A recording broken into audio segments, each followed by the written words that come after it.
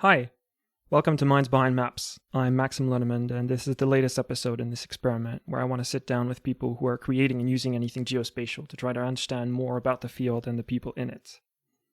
Today's episode is one I've been looking forward to doing for quite some time. I got to sit down, quite literally this time, and talk to Joe Morrison. Joe is the VP of Commercial Product at Umbra, a company building and operating small satellites capturing Synthetic Aperture Radar images, SAR for short. We'll be referring to SAR quite a bit and talk about exactly what that is in our conversation. Joe is someone I only met for the first time about half an hour before we did this recording, and to date, he's the only person I've actually met in person of all the people I've had on the podcast. But it was really nice because it felt like we had seen each other multiple times in the past. I came across Joe's writing about a year and a half ago, and I really appreciated the honesty and the humor he conveyed when talking about his views on the current situation in the world of Earth observation. If you've been listening to this podcast for a little while, you might have picked up that I like asking questions and just thinking. So Joe's writing has been a pretty good catalyst for some of the thoughts that I've had. His blog is one of my favorite ones within the industry, and I'm happy to have people like Joe around to talk and just think about how the world is mapping more and more stuff. I get excited at the idea of being able to talk for quite literally hours with someone like Joe about our work and just why we love it so much. In our conversation, we talk about Joe's blogs, but also about his current work as the VP of Commercial Product at Umbra. I wanted to talk to Joe about this as I used to work for another synthetic aperture radar company at SAR, actually, for a while. I've seen Joe join Umbra when I was working there, and I wanted to hear more about his views on SAR and what it has to offer, as well as how he sees things now that he's actually working for an image provider. He's been very open about the decisions that he's made, and I really wanted to hear more about it. We have a really honest conversation about the things that we've both decided to work on, as well as why we made those decisions.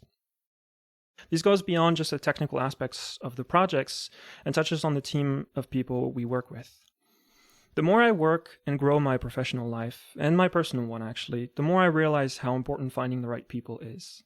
At the beginning of our talk, Joe describes himself as a people person, and I find the excitement that he has when talking about the people he works quite inspiring. Joe compares the current satellite imaging world to the railroad companies building their infrastructure a few hundred years ago and the need for more application-driven businesses.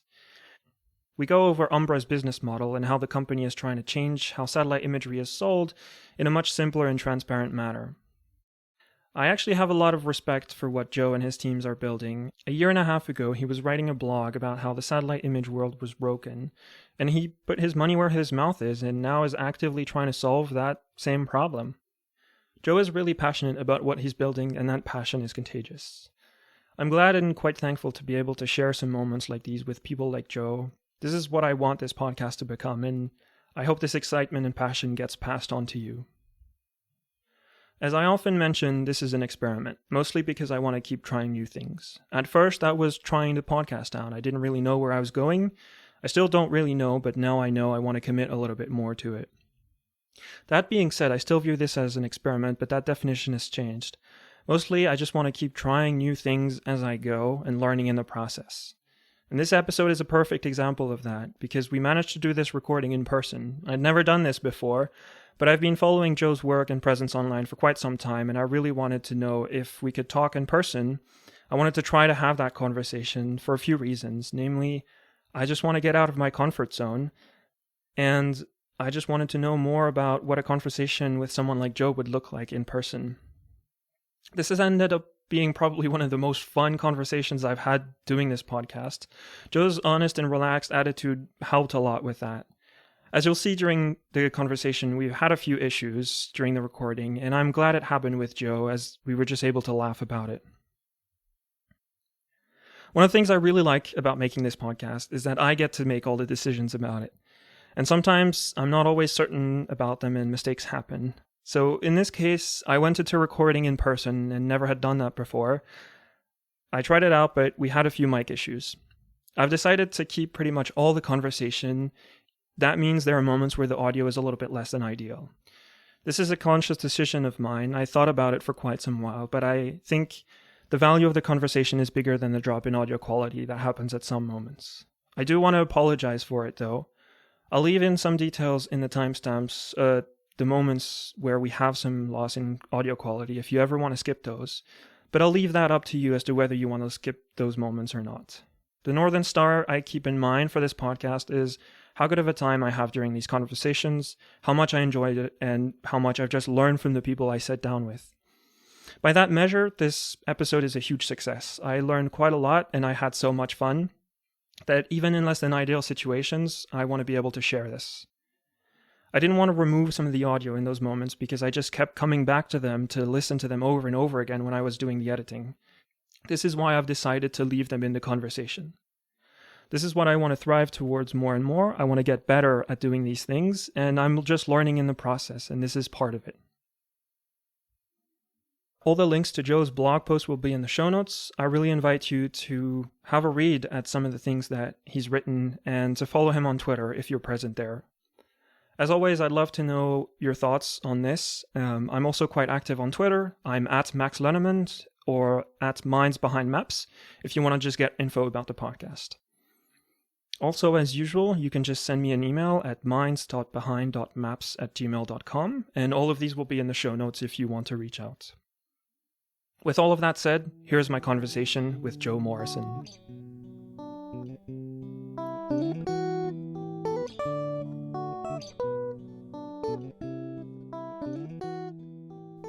We're recording. So, hi, Joe Morrison. Thanks a lot for coming all the way to the Netherlands just to talk to me.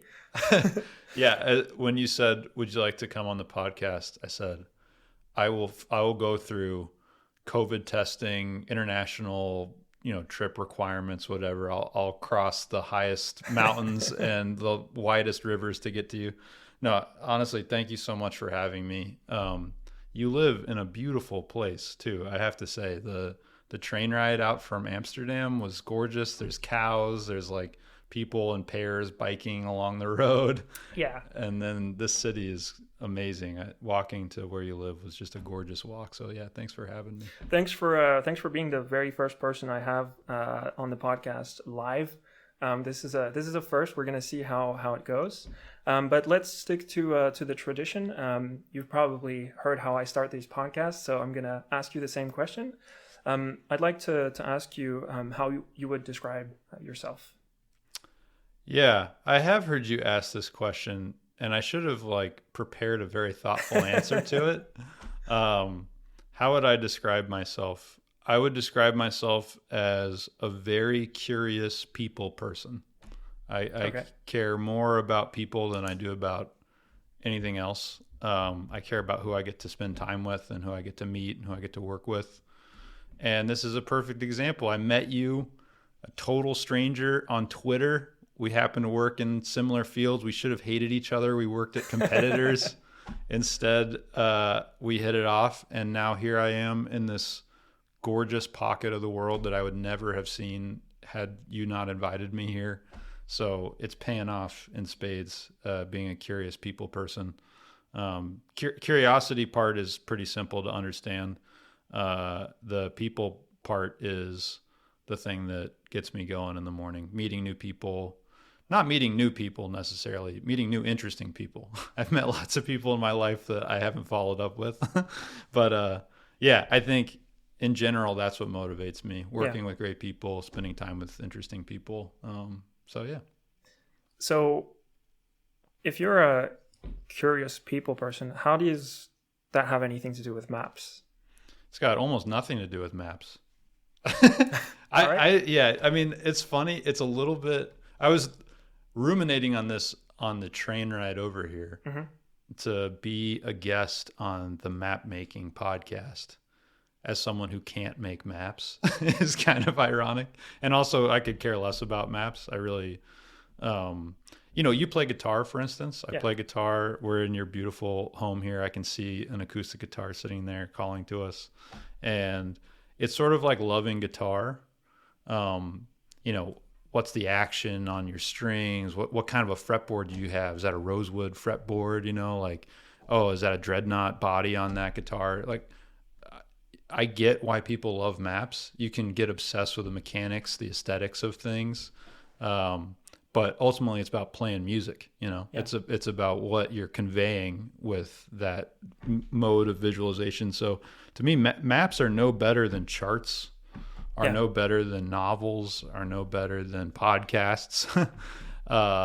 And it is fun to hang out with people who love the instrument, love all the fine details associated with making maps, and they can be really gorgeous and really irreplaceably effective at communicating certain types of data.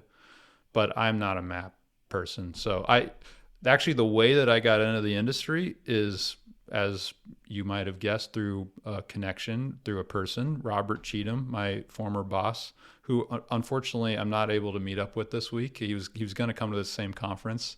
Sometimes you have to travel to Amsterdam to see people that live close to you. But Robert gave me my first job in mapping, and I wanted to work for him not because I found the topic interesting, right, but because he was an incredible entrepreneur and is an incredible entrepreneur, someone who was just incredibly generous with his time and his expertise, who had built a company that had aspirations and values beyond just being profitable or making money.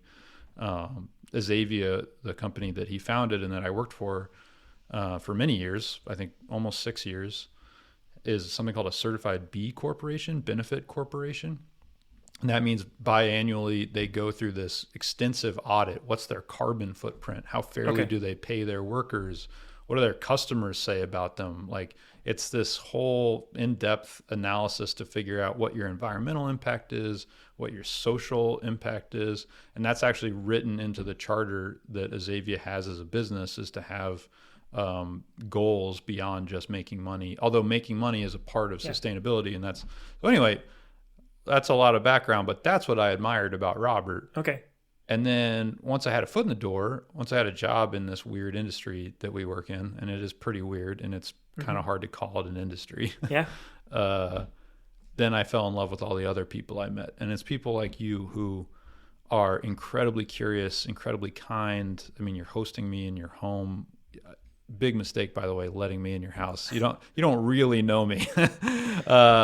Well, if something happens, it's all on the record anyways. So that's kind of my way of making sure nothing happens. Yeah, you're okay with me coming over as long as we record that, like, I was here.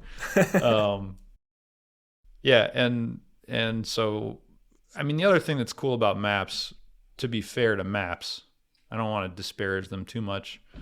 The thing that's cool about it is that you'd be hard pressed to make a map that doesn't have some kind of societal, environmental context to it. I mean, you can. They're usually maps of like Mars, but even that has some bit of societal implication to it. But maps are intrinsically about places that people live or want to preserve or haven't preserved, or they have some historical context to them almost by default. And so there's always some story associated with any map that you see that's interesting. And so that content too, for someone that's curious, it's a really addictive industry to get into because it touches everything. And I'm sure we'll get into this in the podcast, but that's why I say it's hard to call an industry. Map making is at the core of it's at the core of any industry that involves physical things in the world. Yeah. At some point you need to map them in order to manage them. And so, it's a very fun space to be in. But I wasn't somebody that drew maps in my journal as a kid, or. I think actually that's why a lot of people get in this industry. We'll come back to is it actually an industry or not. But I think a lot of people in geospatial, more than map making, don't come from having liked maps. A lot of people come from wanting to solve a problem, and then they realized we don't know where the problem is. And so they're kind of stumbling on it and being like, I care about carbon removal, for example. And then you realize we don't really know where carbon is right now, if it's stored somewhere. And so you realize that you're going to have to start making a map to be able to assess where the problem is in the first place. So I think a lot of people actually in this industry are coming in wanting to solve a problem and then kind of fall in love with the process and being like, oh, well, there's actually everything to build here in this industry. We don't have standards. We don't have much. I think I've actually yet to talk with someone who told me like as a kid they liked making maps. So I think it's actually more of a feature in this industry than a bug. Yeah, it's because you're talking to the wrong communities. There's That could be true. Yeah, that could be true. Well, what you just said made me realize something that I don't think I've ever vocalized before or even articulated. But people who use the term geospatial hate maps. That's a good point. Because they, like you said, there's software engineers or data scientists or people working on some problem in industry where they have a geospatial problem, and so the whole thing is, I mean, it's a miserable thing, mapping things. I mean, it's a famously miserable problem since the 1500s, actually since prehistory, when people were making maps to navigate around the Pacific. It's such a hard thing to model stuff as it appears on the globe. It sucks. People hate it. People that use the term geospatial, it's all about like the tools aren't good, the data is cumbersome. It's a problem that you don't want to have to be solving because you have some more important problem that you're solving. The people that love maps come from the world of cartography. And those conferences like NASIS, which just happened this week, those people love maps. They love making maps. They love tweaking the colors of the different types of land covered to convey, and I admire those people too. And often, but see, the thing is, it's like putting a drop of food coloring into like a big mix. You just need like you need one of those people, like one cartographer can take care of 100 software engineers working on some web application. Yeah. So those people love maps. You should have a cartographer on. That's totally true. Yeah, I totally should. Yeah. I've got a lot of questions. Half of them work at Esri. You can just go, hey, somebody at Esri that loves maps want to come on the podcast, and you'll find them. But that's actually a thing that I've realized making this podcast and like learning about this whole field is that, first of all, working a lot with open source software. I don't work much with Esri, and I don't interact much with Esri, which is probably this giant company that takes over more like what we think about GIS, I think, which is like another term that is not super well defined. But that's more what I think about the people working in a specific small town, for example, or like small municipality, and they need to map something around there. They're going to use those tools. And I've realized I actually live in a parallel world to those people where it's like working with like Python and GDAL and things like that. We'll come to that probably later as well. But I think that's a really good point that I never really also thought about out loud, that there's these like different things that kind of live next to each other, but they don't interact that much. And it's just one approach that we're hearing and talking a lot about. Yeah, that in general, going back to the people part of our space that we work in, even competitors tend to be collaborative because for the most part, the promise of mapping things is so much bigger and so unrealized that people are building stuff together. They're building new industries together. They're convincing people to use maps where they haven't used them previously or use geospatial data where they haven't used them previously. The one exception to that rule is the open source geospatial software community and Esri, who hate each other. And, that's true. Well, I would say Esri adopts a lot of the same open source software packages and integrates them into their software. But the people on the it's a weird vitriolic relationship. That's a where great point. They really despise each other. And I always joke, like, if Esri is the big brother of our industry, if Esri is the evil empire, how lucky are we that that's the evil empire? They never raised money. They may have taken out a loan at some point, but Jack and Laura, the Dangermons, they still own 100% of the business. And what are they doing with their money? They're like preserving waterfront property in Santa Barbara, where my company is headquartered. They're paying they give away free licenses to all these academic institutions and students, which you could argue is a sales tactic, but whatever. If you have a 20-year Yeah, yeah, payback for sure. period on your sales tactic, to me, that's a pretty incredible choice. So the industry is a wonderful one to live in. And I think partially it's because even though it's possible to get rich in mapping, it's nearly impossible. Like no one gets into the space because they're like, Yeah. oh man, I want to do, it's not like I want to do crypto because I can get rich tomorrow, or I want to do like AI and machine learning because that's what the hype cycle says. No one's like, I want to work on the next open source like web tiler for raster data. Like, oh yeah, that's my ticket to the big time. Although you can make a really great living doing it, but I think it's because people are more interested in interesting technical problems and the applications of this type of technology to real world problems. That's how they fall in love with it, not because it's cool or fun to talk about at cocktail parties. And there's a really great, man, at some point tonight, I'm going to show you this. There's a clip from a movie that I can't remember off the top of my head where the guy's like at a vampire party or something like that. You've seen that? And they ask him what he does. And he's trying to explain. He's like a GIS analyst. He's like trying to explain what he does and can't do it. And I love it because that's what we do in a nutshell. It's impossible to describe to people succinctly. Do you think that's changing with this whole new space industry?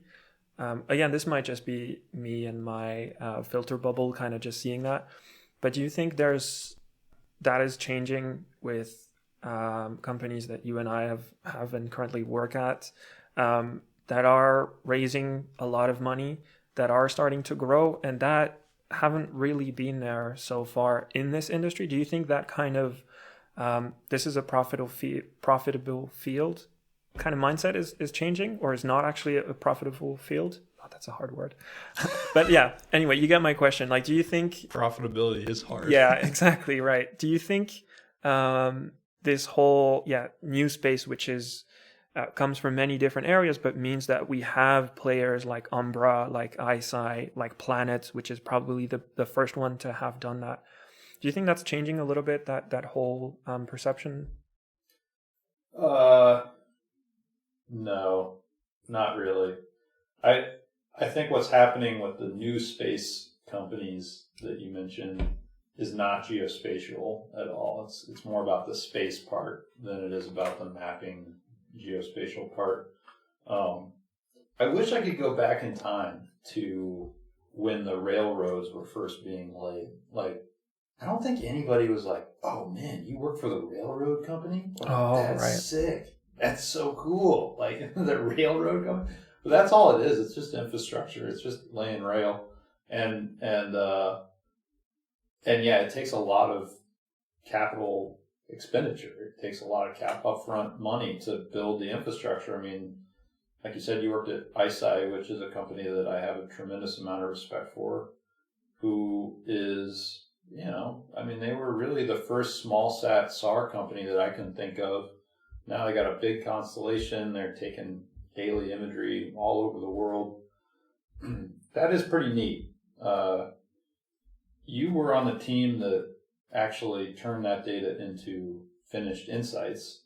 And you know that you're actually like 10% of the way there. Once you get the data down, it's like, now it's, oh my God, right. We got to combine this imagery. Well, first we got to extract some information from it.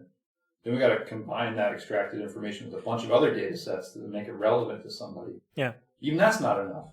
You're still not there. Now you got to put that in some interface where someone can make a decision with it, easily distributed to them, and where it's all contextualized so they understand what the limitations of the data are and things like that. Yeah.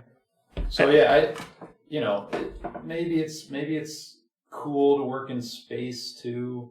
And I have to be careful because I get cynical about this stuff. I really don't like when people join because of a hype cycle in an industry. And that's too bad because it's actually a good thing. It's sort of like, I liken it to the .com bubble bursting. Okay. I'm not going to go say that we're living through a space bubble, but we're definitely living through a space investment bubble. It's just ridiculous, all the crappy stuff that's getting funded and the good stuff that's getting funded too. But what happens is you have an overinvestment in the infrastructure layer. And that happened during the dot-com bubble burst. All these companies that are famous for going bankrupt, the ones that survived were things like Amazon and Google. It was really fantastic companies that survived that dot-com bubble bursting. And it became the foundation for the infrastructure for the rest of the internet, which is by far the biggest value-producing thing that I'll ever live through, almost certainly. And I think space is similar, where right now it's cool to be in space. But all these companies going public and stuff, when you're a publicly traded company, there's no hiding. You report your revenue every quarter. So at some point, being traded at 5 times your expected cash flow 5 years in the future, assuming 100% revenue growth and expanding margins over those 5 years, you're being traded on an assumption that you're going to be the best company that's ever existed in the history of companies, or at least in the top 0.001%. So if you're in the top 99% or 98%, you're going to not meet expectations, and you're going to trade down. And when that inevitable crunch happens, where these companies trade down, then you'll have a flushing out of the people that aren't in it for the long haul, that are just, they thought it was cool to work in the space, and suddenly they realize, I'm not going to get a huge bonus every year. I'm not going to get, the crazy salary that I thought I was going to get. Just my equity isn't worth what I thought it was worth. That's fine. And that'll be difficult. But on the other side of it, the railroads will have been built. And then it'll be about companies like the one that you work for now, which I hope we get to talk about. Sure. Overstory. Because once the railroad's built, it's about what you move along that infrastructure. It's about what kind of value you can create on top of that. And those are vertical applications, not to get too jargony, but they're software applications that solve a very specific problem for a non-technical audience that doesn't even really need to know that satellites were involved in that solution. That's not really necessary for them to understand, as long as the data is accurate and it helps them make a better decision. So that's what I get super excited about, because even if the hype dries up and the valuations collapse, the money, whatever, ISI's not going away. Umbra's not going away. Planet's not going away. Well, I hope. They could all get acquired, and then we could be back where we were 5 years ago. Yeah, let's have this conversation again in 10 years. I don't think they're going away. And if they're not, then, oh man, the opportunity for entrepreneurship over the next 5 to 10 years in this space to build applications that are beautiful and that abstract away all the cool, difficult technology problems that exist. And for some, for people managing vegetation encroachment on their utility lines, they just magically know where they should be cutting every month.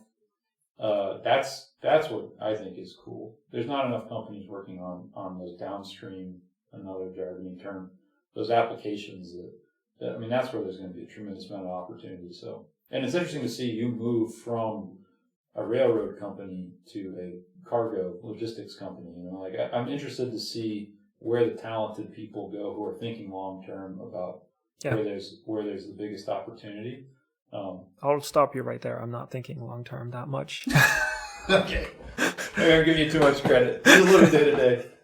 Well, there's a little bit of that. There's a little bit of thinking long term. We can touch upon that actually a little bit later. Okay. But yeah, actually, I wanna ask maybe a strange question as well. But so you mentioned that there's too much about the infrastructure, and you want to see more of those cargo companies being built. Yeah. Yet you work right now in a company that's trying to change how the infrastructure kind of happens. Yeah. And that's something that you've been very open and pretty passionate about. That's the problem that you want to dedicate a big portion of your career about.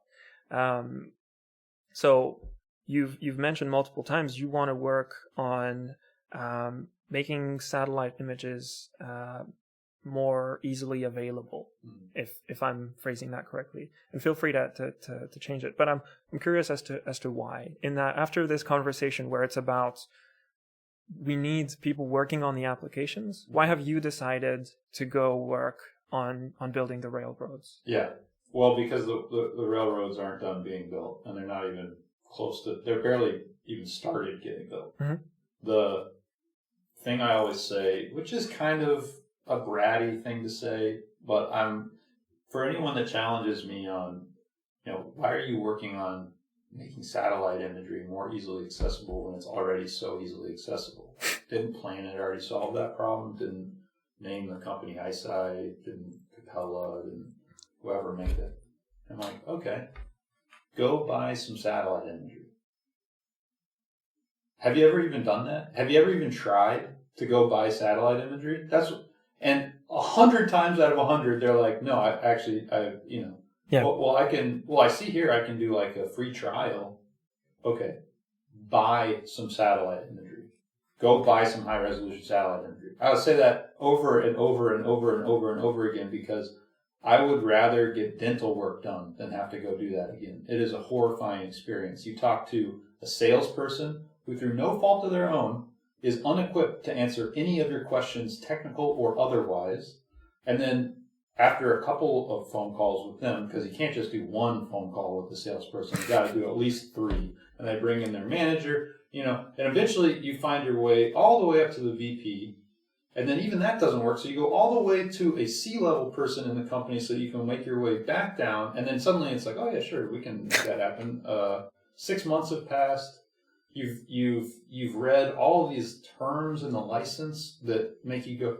So I'm not allowed to combine your imagery with any other commercial satellite imagery according to this license. Am I reading that correctly? Oh yeah, that's just for like evaluation. Like you're not allowed to compare our data to another vendor's data.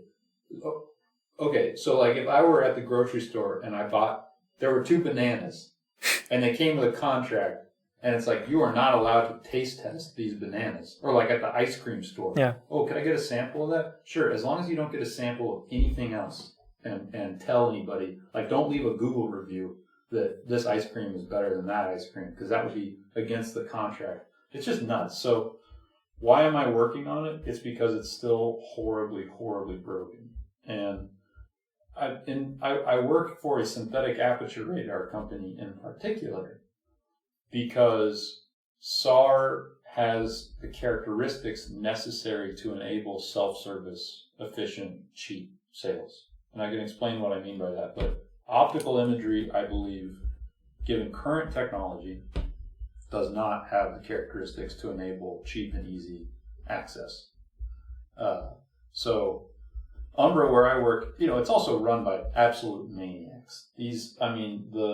The CEO and the 2 co-founders, David and Gabe, are nuts. I mean, they're actually crazy people. First, they're crazy because they thought they could build this company, and they bootstrapped it like in the garage for years. Who bootstraps a satellite company? I'm honest to God, that's don't do their big life savings because they believed in it so much. You got to be a maniac to do that. And then secondly, because now that it's working, they're like, we're just going to like one open license for all of our data, Creative Commons license, which no one has ever done.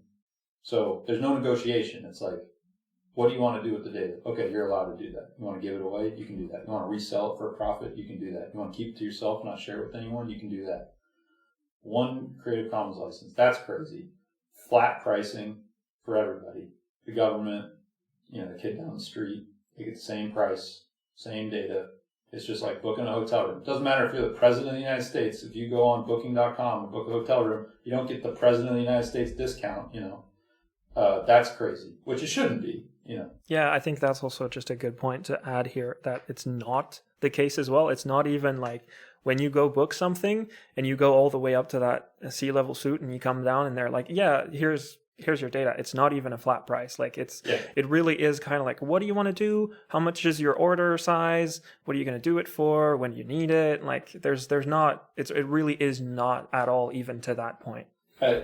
My dream is to do a series of videos where, and actually the person that we brought on recently, John Galpern, who runs our marketing has a videography background. He ran a business doing videography, Cool. videos for small businesses. I just want to set him loose. Be like, John, let's do, what if buying X were like buying satellite imagery? So it's like somebody going to a restaurant to try to order food, and the menu, there's nothing in the menu. The menu says, ask a server for your options, and then the server comes up and you're like, what do you have? And I said, well, what do you want? Like, okay, well, I want like the highest resolution data you can give me. I say, great. How much of it do you want? It's like, well, enough, and then, half an hour later, your food comes and it's cold and you're not, you don't even want it anymore. And the bill is just absurd. Nothing works the way satellite imagery works. It's just silly.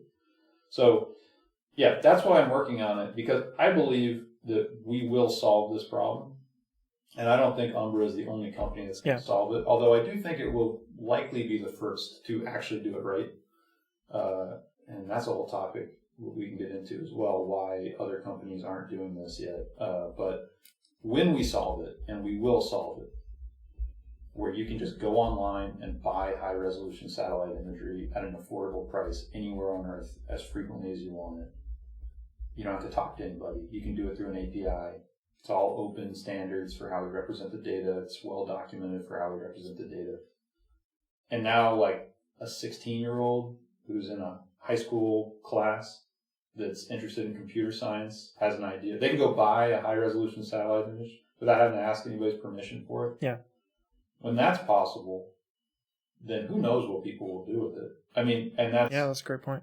I keep seeing all these forks in the road, but the ethics of that is a separate question. Is it an ethical thing to allow that capability to be out in the world or not? Yeah. But anyway, that's why I'm working on it. It's still very much broken. It won't be for long. And I told Gabe when we were talking, when I initially joined, I said,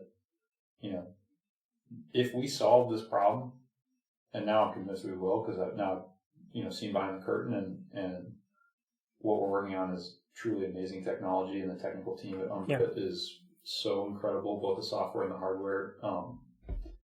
When we solve this problem, to be true to myself, I'm probably going to leave to go build stuff with it, like build on top of it. Right. So become a cargo company. Become a cargo company, yeah. I don't want to work in rails my entire life.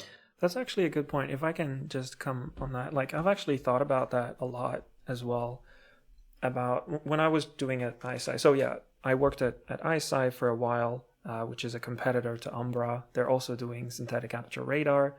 Incredibly well, by the way. Yeah, I know. I was also building some of the infrastructure as well. Pretty much the same thing that we're talking about here. And one of the things that I started coming in this industry because I wanted to solve a specific problem, and I still do. But I thought to myself that if you work too long in the infrastructure, there's always going to be another problem to solve. Like railway infrastructure is not a solved problem just yet.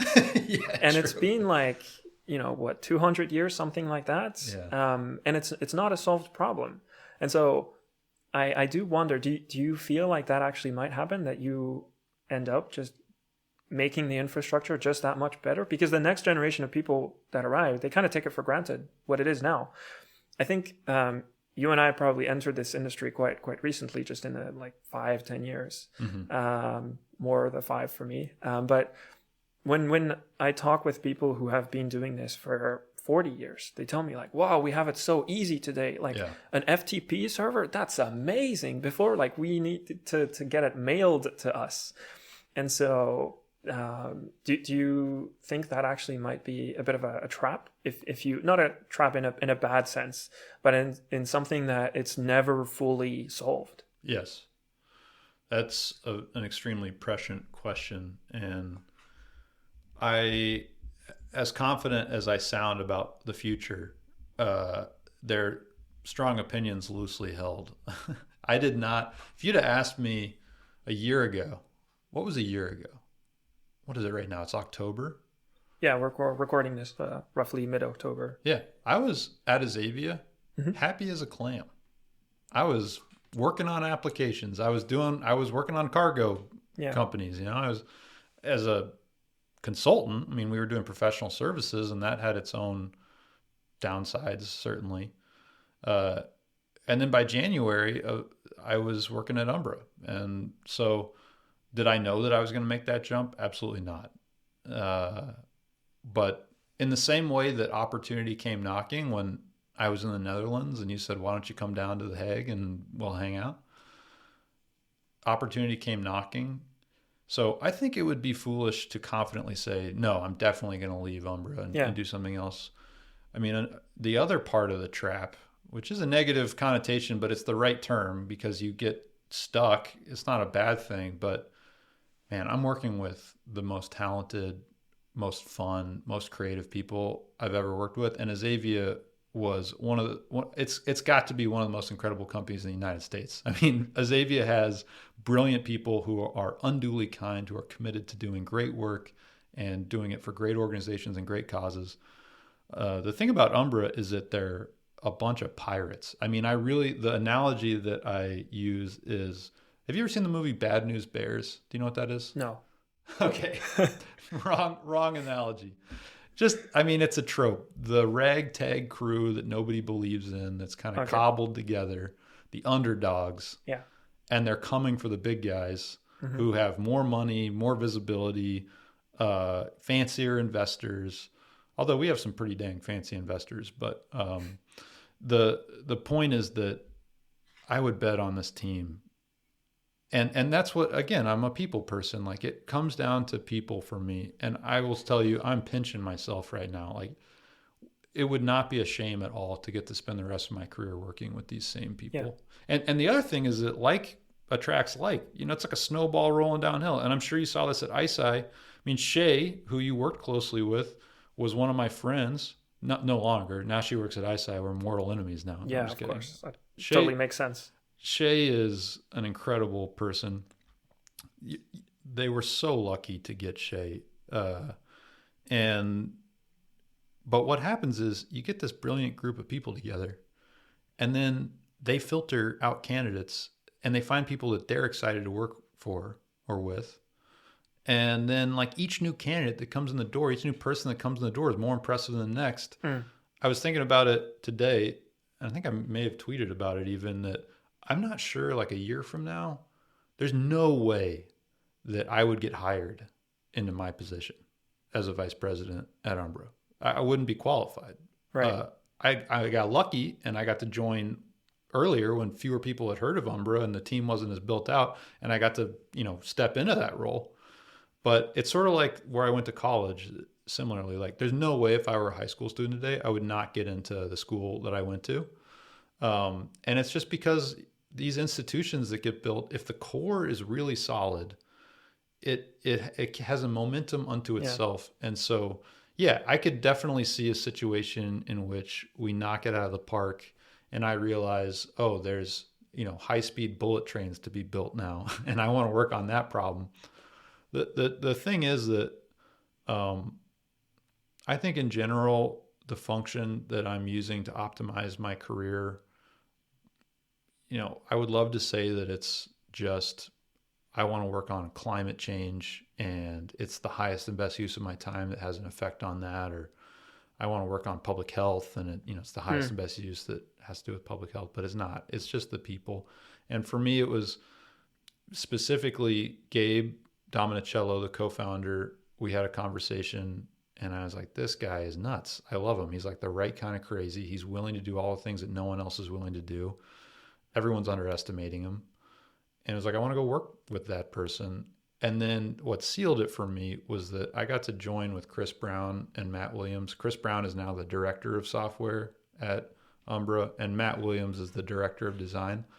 And they're two of the most talented people I've ever worked with. But more importantly, they're two of the most dependable people I've ever worked with. And when you find people that when, can I curse on this podcast? Sure. When shit hits the fan, and in life, it often all hits at once. When we were going through tough times, trying to build and launch a product at Azavia called Raster Foundry that was ultimately doomed, And, I thought this was going to be, we were going to spin it out and it was going to be its own company and, it was going to be, everybody would love it. I think we never got beyond like 7 concurrent users ever. I mean, it was an utter failure. Not technically it worked. It just wasn't solving anyone's real problem. That's a great point. So, but when we were going through that together, those guys were there for me. I mean, really there for me. And so the chance to work with them again at this company and to see what they've built. I mean, Chris Brown, he got rejected from Xavier when he applied. He went through the technical interview and they're like, you don't know what a binary search is? Like, no, you can't work here. Like, you can't even write basic Python, like you can't. And so what did he do? He didn't quit. He didn't like put his tail between his legs. He went home and he spent 6 months studying everything they told him to study. And he came back. I mean, keep in mind, he's a PhD student at University of Pennsylvania at this time. The guy had like a 4.0 GPA in undergrad. He's like an actual genius. He came back and he crushed the technical interview, like the best technical interview they'd ever seen. That's the kind of guy he is. And they're like, all right, well, you're hired now. You're a software engineer now.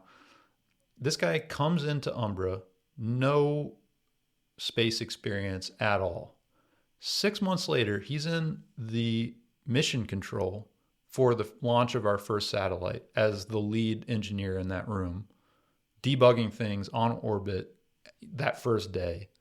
And, they're relying on him. And he's written most of the ground software, in collaboration actually with a bunch of other software engineers who deserve a ton of credit. All I'm saying is when you find someone like that, they can go into a situation with next to no knowledge and 6 months later be doing like groundbreaking stuff in real life. And it's not like a simulation, like you launched the big hunk of metal into space and now you're talking to it. You got to cling to them. And then, and Matt is the other one who, I don't want to belabor this because your audience probably doesn't know Matt Williams and Chris Brown, and I kind of don't want them to because they're my secret. Nothing I have ever done that I've ever gotten attention for in terms of work product was something I did. It was Matt built it or Chris built it. Mm-hmm. And Matt's the designer. When you see the interface for how to order satellite imagery from us, that's Matt. He invented it. And the pattern, not just the beauty of it, because it is beautiful. It looks like a video game, but the pattern of it, the steps you go through to order the satellite imagery. He took an insanely complex thing. I mean, the orbital mechanics, the geometry of the collection, all that, and turned it into like a 3-step process that I'm sure my mom could do. And when you see it, you'll go, oh, that's how everybody's going to do it. Like it's just so simple.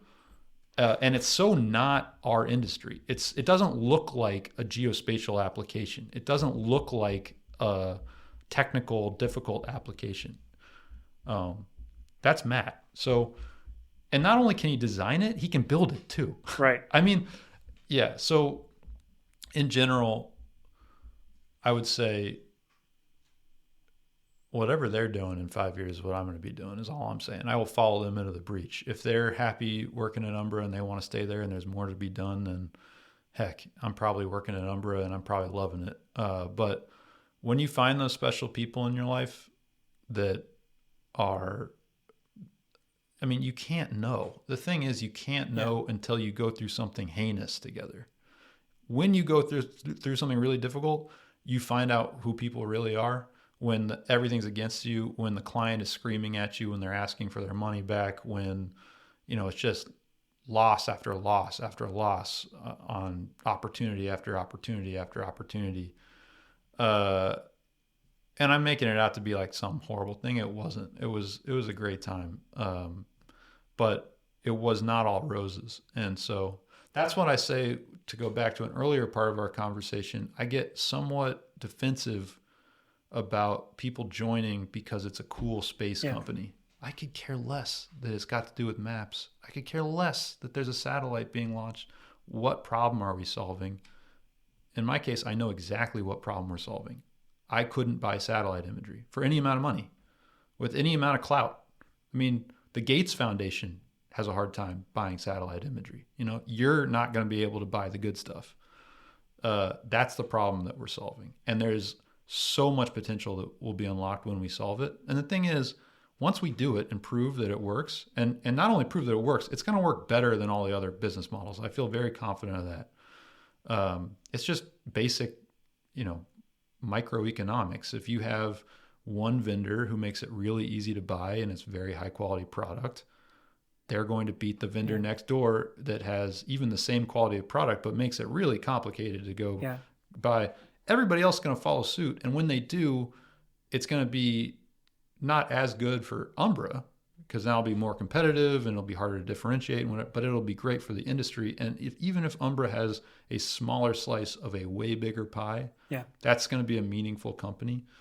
And so anyway, wow, I don't know even where we started, but if your question was like, are you sure you're going to leave to go build an application on top of that? The answer is no. And the reason is that I don't know what the future holds. And truthfully, like with anything, for me, it's all about the people. So if I have a chance to get closer and tighter and build more interesting things with Matt and Chris, and honestly, like the rest of this crew that I've met at Umbra, and that's the cool part of this business.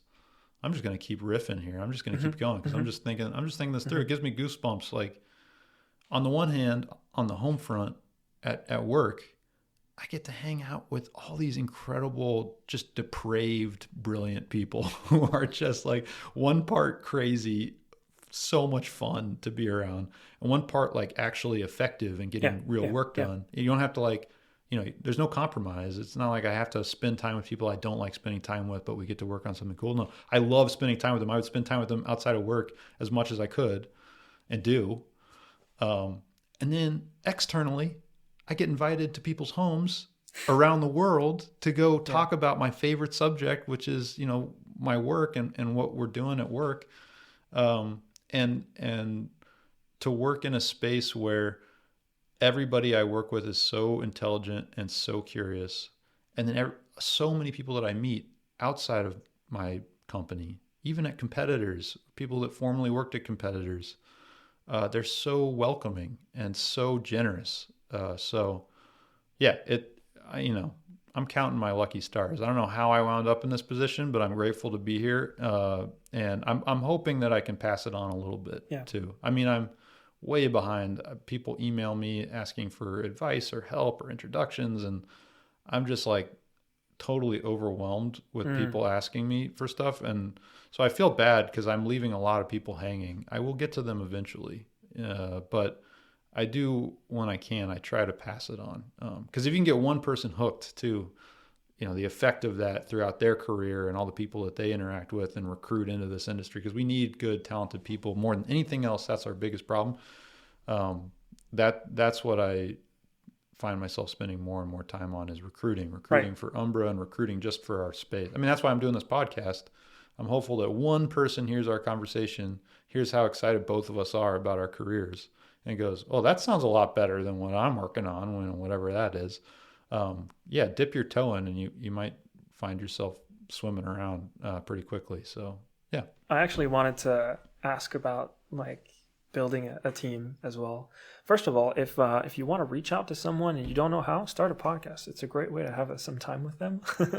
Well, the root of that is if you want to meet people that can help you out in your life and your career, give them something that they find valuable. Yeah, I'm just saying that because I think that's the way I found to do it, and I know some other people are doing that. But that's a great point. But yeah, I want to talk about like building a team. I don't know much about that. To me, it's like it's not a computer; it's a person. That sounds complicated. I'm making it up, but what I mean is I want to hear about what it's been like for you to build a team, to hire people as well. So I want to break that question into a few smaller questions. The first one is this is not the first podcast you're on. You've done a bunch of other ones. We'll get into that later, but you also have a blog. You write a bit. You're posting a lot on Twitter and things like that. There's more and more people that are following you. has that led to people wanting to work with you because they've heard you, they've read you, they've seen your tweets? That's the first one. Maybe we can start there, and then I'm curious as to how you've been building the teams that you're building. Yeah, inexplicably, there are people that have read what I write online and still want to work with me. It's still a little bit. I mean, the secret to that, and it comes out in your work too. I mean, I love listening to your podcasts. One of the things I said to you before we hit record was I love that you just let them run like an hour and a half, whatever. Like that's what podcasts. That's what it's such an intimate medium. Like let them run. Let them go where they're going to go. That's in my opinion. I don't like these 15-minute, 30-minute cookie cutter things. I like just meandering stuff. Well, just to go on there, that's actually why I started it. I love the other podcasts that are out there, but I listened to them and I got a little bit frustrated. I was like, just come on, let them talk longer. What happens if you have Joe and you talk 2 hours with him? What does that sound like? Yeah.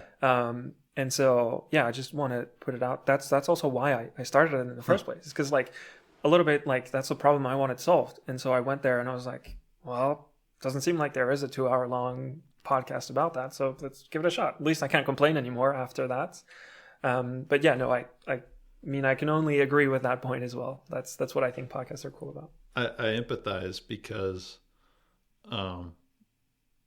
that's when stuff starts going right for you in your life and your career is when you just start scratching your own itch. So when you said, I can't complain about that anymore because I'm doing it. That's why I haven't really written much on my blog. Because what do I have to complain about? I'm working on solving the problems I was complaining about on the blog. I'm also just exhausted because I'm working so much and I just don't have energy. I mean, I have so many unwritten drafts or they're start half done drafts. And I look at them, I'm like, oh God, the work to actually finish that. But the thing is, that's how I got my job, was writing online. Yeah. And now I do have coworkers who have read work that I've written before they joined the company. And that's a surreal feeling. I mean, that's really nice that they discovered my writing when preparing for their interviews or similar. Not many people, I mean, there are some people, I guess, who were familiar with me and then applied to Umbra. That's how they heard about Umbra. I don't know that any of those people actually work at Umbra, at least not yet. But what happens is if you don't have to be funny, you don't have to be super clever. You just have to know what bothers you and then work on solving that. And so once you do that, I mean, for me in my writing, I try to be funny. In person, I'm not as funny, but the humor is what resonated with people when I was writing. And the humor, I like making fun of myself. I like making fun of other people too. I try to do it in a way that doesn't hurt their feelings. And I typically do that by first making fun of myself. But I am a celebrity in a pocket of people that's maybe 500 people in the world. So that's not really a celebrity. But it's funny, in our little corner of the internet, people are like, oh, you have like thousands of people following you on Twitter. Like, yeah, that's like every middle schooler today has like thousands of people following them on TikTok or whatever. So I don't really have a large audience, but what I do have is membership in a community. I'm a member of a bigger community than myself that includes you and includes many of our favorite friends, many of whom we've never even met in person. Yeah. This is the first time we're meeting in person. I feel like I know absolutely. You. Just on that, I think one thing I've realized doing this is it's not necessarily about the number of people. It's more about who those people are. Mm. Like I think at the time we're doing this, you have 6,000 followers on Twitter. I bet you a quarter of those could apply at Umbra, for example. It doesn't have to be a lot, but if you take even 1,000 people that could potentially apply to one of the open positions that there are at Umbra, suddenly that's a lot of people that you actually get to interact with in person, compared to, I think, if it's a high schooler that has those followers that they're probably never going to interact with. Yeah, and I will say, firstly, recruiting for Umbra there's a bunch of tailwinds. It's easy because it's space. People love space. That's a good point. And, I was here disparaging that earlier, but frankly, I love guitar. A lot of people, my wife included, would find it incredibly tedious for me to describe all the elements of a guitar that make it so interesting and great, and all the ways you can tweak it and edit it. For people that love space, my boss, for instance, Todd Master, really, really impressive person who joined earlier this year. He came from a background he was in the Air Force. And then after the Air Force, he worked on launching rockets for commercial companies way before that was a cool thing to do. I mean, it was always a cool thing to do, launching rockets. But I mean, he was out in Kyrgyzstan launching rockets commercially.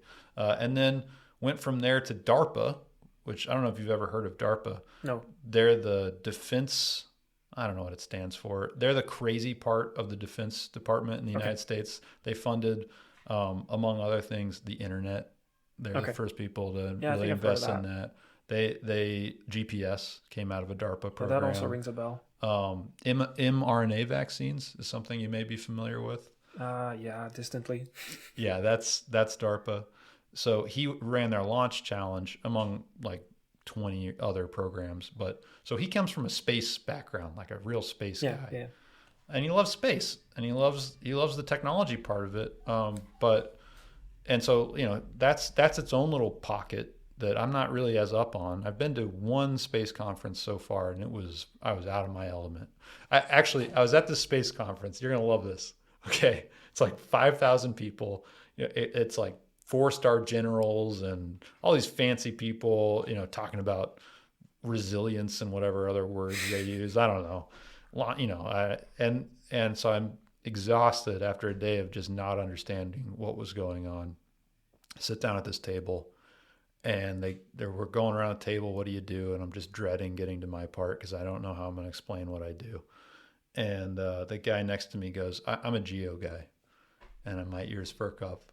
And everyone's like, oh, cool. And that's all the explanation. And so then it got to me, and I'm like, I'm also a geo guy. And he's like, oh, really? Who do you work for?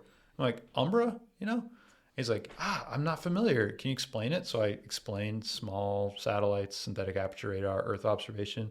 He's like, really? You do that from geostationary orbit? I was like, no, you're a geostationary orbit guy? That's what you were saying? Oh man, it was so disappointing. But yeah, the space part attracts really good candidates who have interesting, often very technical backgrounds. It's pretty fun, if I may. I come from the opposite. I studied aerospace mechanical engineering. Oh, are you serious? Yeah. I didn't know that. Yeah, well, there you go. I was aviation, we were talking about not drawing maps as a high school. I was drawing airplanes.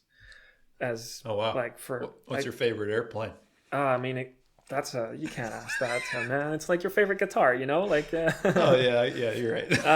No, there's a lot of really cool ones. But I spent when I was in engineering school, I'd spend my weekend renovating old airplanes. I mean, I was pretty much a walking Wikipedia. Yeah, for real. I studied mechanical engineering when I was 20, 21, and we had to choose our speciality about what do you want, and there was a hardware and a software, and I was like, I do not ever want to touch software in my life, just never. That worked out. Yeah, that didn't really work out. But I was the kid when you went back home and met up with the high school kids from who you were with, and I was like, yeah, I work in space. I'm learning to build rockets and satellites, and it's wow, it's the coolest thing ever.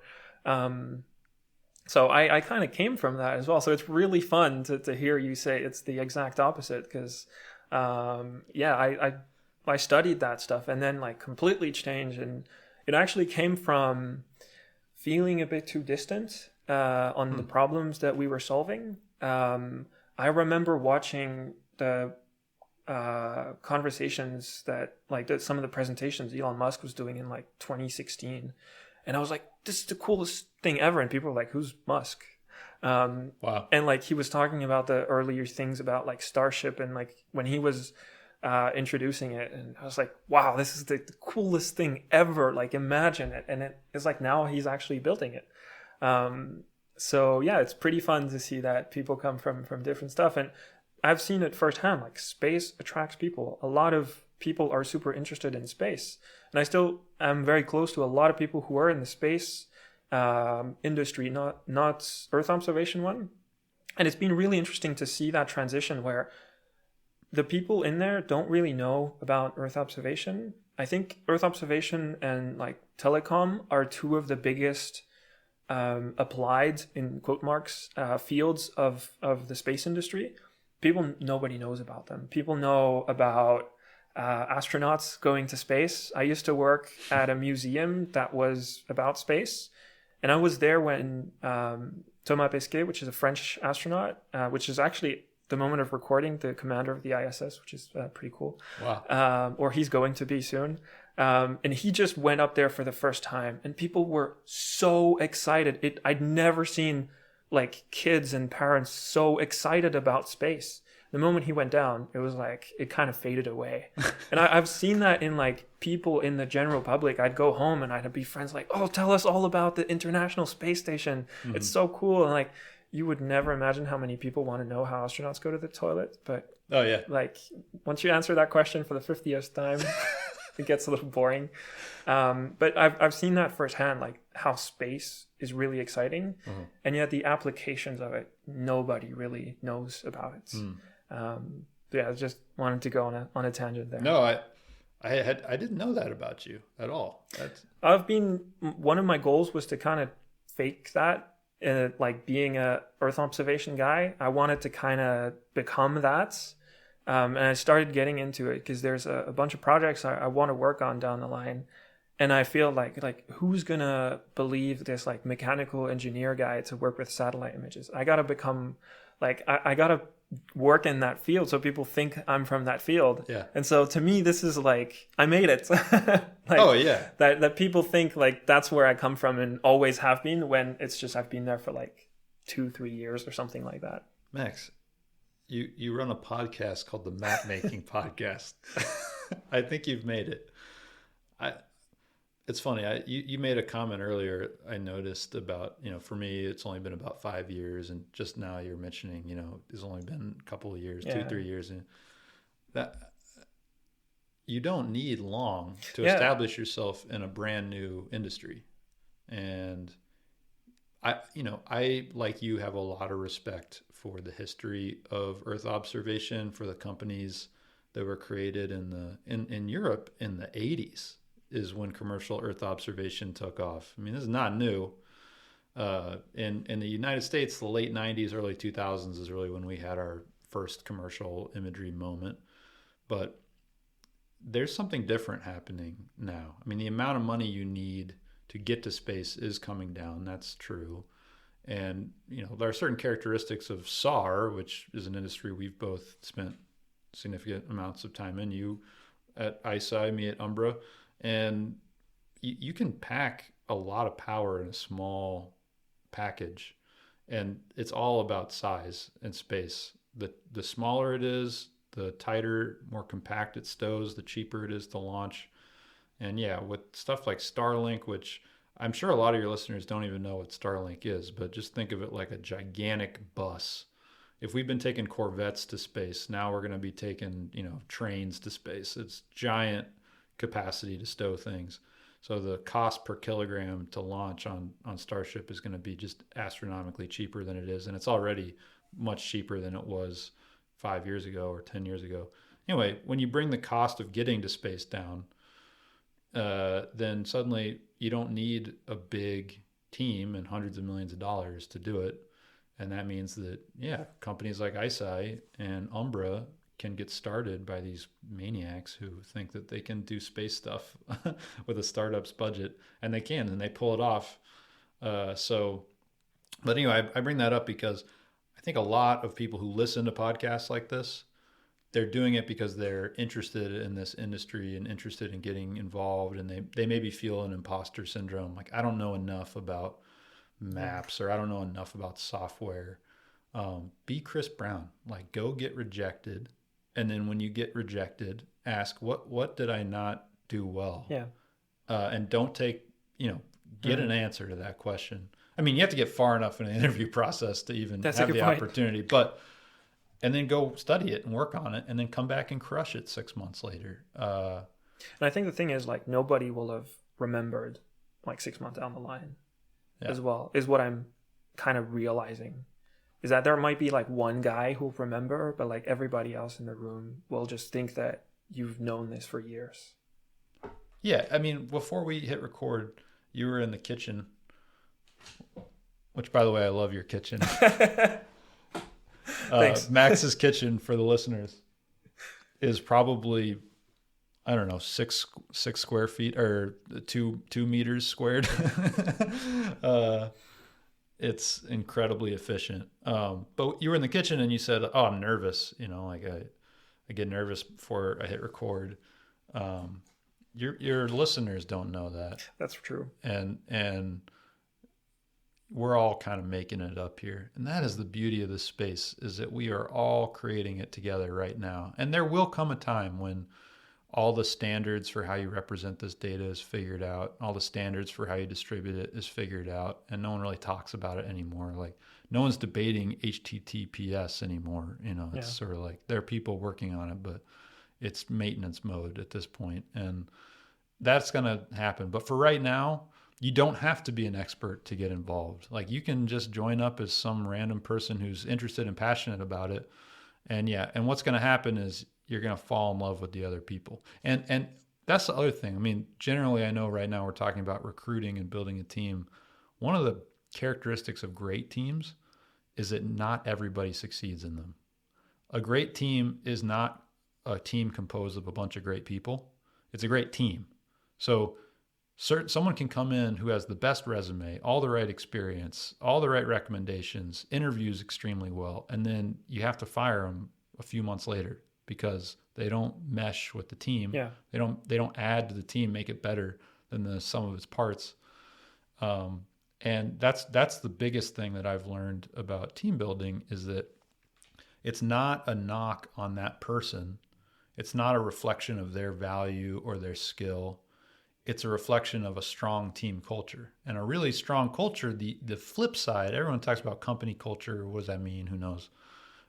To me, what it means is what it's like to come to work every day. And what I love about Umbra would drive my wife nuts. She would hate it. People constantly, "Hey, I got an idea. Let's talk it through," calling me. I get calls. I mean, that still happens in this day and age. People call. They don't like Slack me first or like email me, "Hey, do you want to set a meeting?" They're like, "I just got an idea. I want to run it by you," and I love that. I feed off that energy. Even though I'm remote from a lot of my coworkers, Right. I can still feel like we're riffing, like we're across the table from each other. That type of environment would be a nightmare to some people. And even within Umbra, it's very different. The software team doesn't operate that way, I assume. I can imagine. Because they have to like focus for many hours at a time uninterrupted. But the product team, we're just having a good time. So, I think you look for candidates who fit, that are shaped like the holes in your team, that have the strengths where you are weak. You bring them on. You hope that you can attract candidates that are diverse from the rest of the team. Their skill set is diverse. The demographics are diverse. Their background, where they live geographically, ideally. I mean, I'm a huge fan of remote teams. I think remote teams will dominate in-person teams in the long run. And the reason is that if you spend the money instead of on a big fancy office, which there are many benefits to, and in fact, Umbra has an amazing office in Santa Barbara, but a lot of our team is remote, and like people in leadership positions are remote. I'm a VP. I live in Austin. The headquarters are in Santa Barbara. How far is that? Like, I have no idea. Is there a time from difference? Austin, Texas to Santa Barbara, there's a 2-hour time difference. Okay. And it's gotta be 1,000 miles away. I don't know. Okay. Many hundreds of miles away. I don't know what that is in kilometers.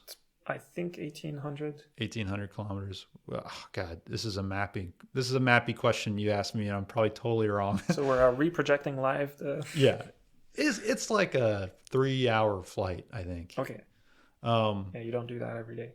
No, you don't make that commute every day. But I feel so close to those people. And the reason is that if you do spend some time in person with them, like for instance, we're having a conversation across the table right now, we will never interact the same way on Twitter again.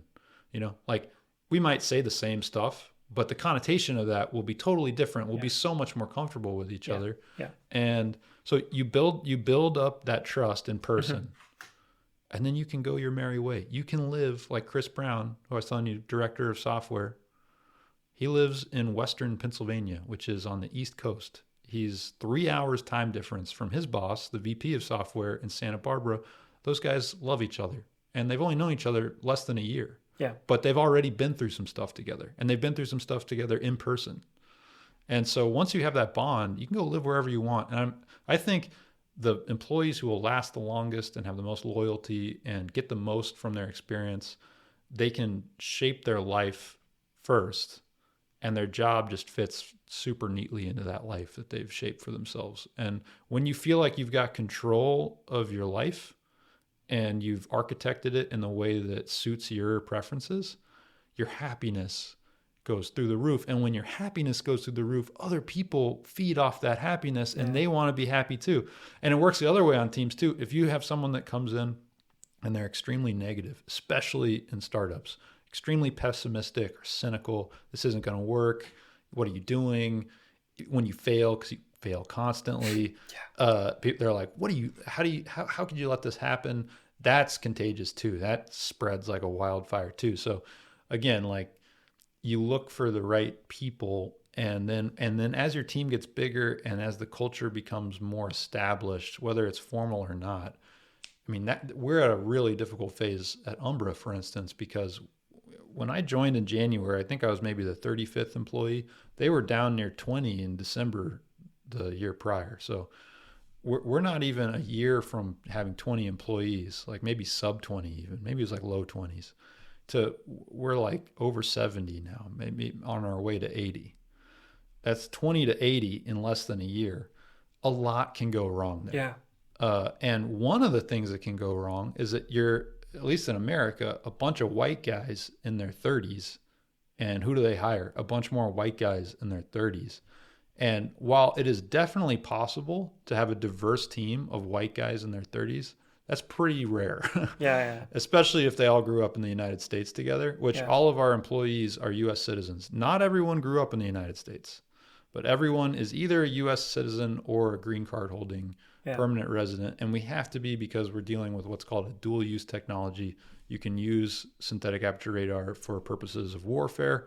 And because you can do that, it's a highly regulated space. And so you have to be careful about sharing technical information with people that are non-U.S. citizens under ITAR, whatever. So anyway, it's already like not as diverse as we would love it to be, because we have to hire American citizens or permanent residents. American persons, I think, is the term. There's one thing I wanted to kind of talk about regarding Umbra. Let's stay on that, and I want to dive a little bit deeper onto that. So who are you trying to target actually for Umbra? Like, who is your first of all, are you selling images? Is that kind of what you're seeing yourselves as? I think Planet is trying to target themselves today as a data company. Do you see Umbra as the same thing? Is it also a data company? And I'm just curious, from what you're selling, who is that for?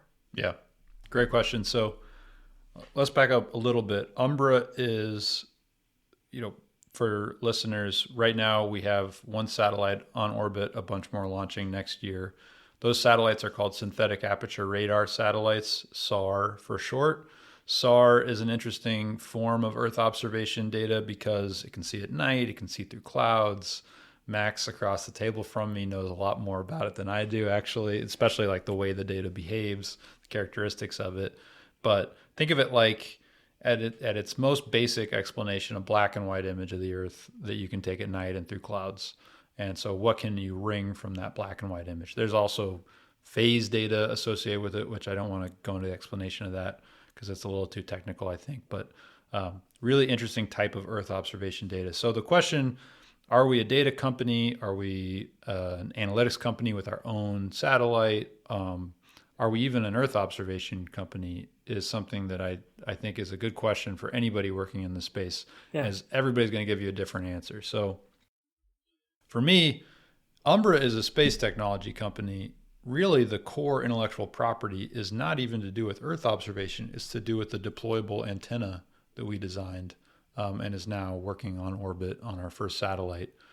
So that's a very large antenna that is very lightweight, but very stiff, meaning it doesn't vibrate much, and very efficient to build and stow. So these large deployable structures as a kind of genre of intellectual property are very valuable, not just for Earth observation, but for communications and for other types of applications in space. There are some other inventions that we have that we're developing further that will launch in the future. We call them Mission 2 and Mission 3, et cetera. We don't talk about them a whole lot. So you can think of me as being part of a business line that Umbra has started around Earth observation data. So we're very content to just sell that data. And so you can think of us as, like a data company. But I think that's a little bit limiting in Umbra's case because we have these other applications that we're working on in the background that we don't talk about as publicly. But from my point of view, that's all we are as a data company, because that's what I'm focused on, is making the most of that line of business. And so the other very common model, which I would say both Capella and ISI, who are the most similar companies in our space, have. It's a different business model, which is really more analytics driven. So they have their own data science teams. You're a member of ISI's data science team. I don't know, is that what you call it? An analytics team, data science team? Yeah, analytics team over there. Analytics. So I would say that that's a very legitimate and tried and true business model where you are producing the data. You're also deriving insights from that data and selling those insights to end customers, sometimes building products that incorporate those insights and selling those to end customers. At Umbra, we don't do that. And a big reason we don't do that is because you wind up, the jargon term for this, the MBA term for this is channel conflict. I don't know where channel comes from, but I'm sure there's an interesting history or etymology to that term. But basically, you just compete with your best customers. If you have a company that is a startup that raises money, that the goal of their startup is to map flood inundation for disaster response, and they don't care about the type of data, they just want the best possible data to do the best possible job for their customers mapping flood inundation, and they're working with you and buying your SAR data to support their product. And they're just buying a ton of it. Like they're just really ripping. And you see their business is growing and you see who they're selling to. And you're like, this is a huge opportunity. And you tell your data analytics team, hey, you should focus on flood inundation as a product. Like you need to build that out. Well, very naturally, the question will arise when you're successful at building a flood inundation product and all the stuff around that. Should we still be selling to this startup that competes with us now, or should we maybe stop selling to them? Or should we charge them extra? Or like it's a gross incentive to treat your customers poorly. And that's okay because in the end, that's a legitimate business model. You launch the satellites, you have first right of refusal, like it's your data. It's not, they don't have any right to your data, your business. You can turn away anybody you want. But I really, really, really don't like that business model. And it's because you wind up just naturally, because of the force of economics, trying to own a bigger slice of a smaller pie. You stop focusing on growing the industry as fast as possible and start focus on growing your revenue as fast as possible in that niche. And your revenue can grow faster than the rate the industry grows when you have your own analytics product. That's a problem because it's a tiny industry. So in my opinion, it's better for everyone if you just stop at providing data and you don't provide any analytics. The trouble is, historically, you can't make that business model work. In the history of Earth observation, commercial remote sensing, the most successful companies have very large analytics teams. And sometimes those take the form of professional services. I think the most famous example would be Maxar, which is based in the United States. They had an acquisition of a company called Radiant Solutions. I think even back when they were Digital Globe, they acquired Radiant Solutions, $100 million revenue company that just does professional services analytics for mostly the U.S. government. They have some commercial products, but it's kind of, those are much smaller compared to their federal government products and services. But anyway, that's like a lot of their revenue comes from professional services, and it locks them in even deeper with their customers. So if you have, and also you can have just superior economics to any of your own customers, because you're not buying the satellite imagery to produce the product, you're producing it, so you get it at cost or even less than at cost, because you own the asset. So anyway, Umbra doesn't do that, and I'm very proud of the fact that we don't have our own analytics team.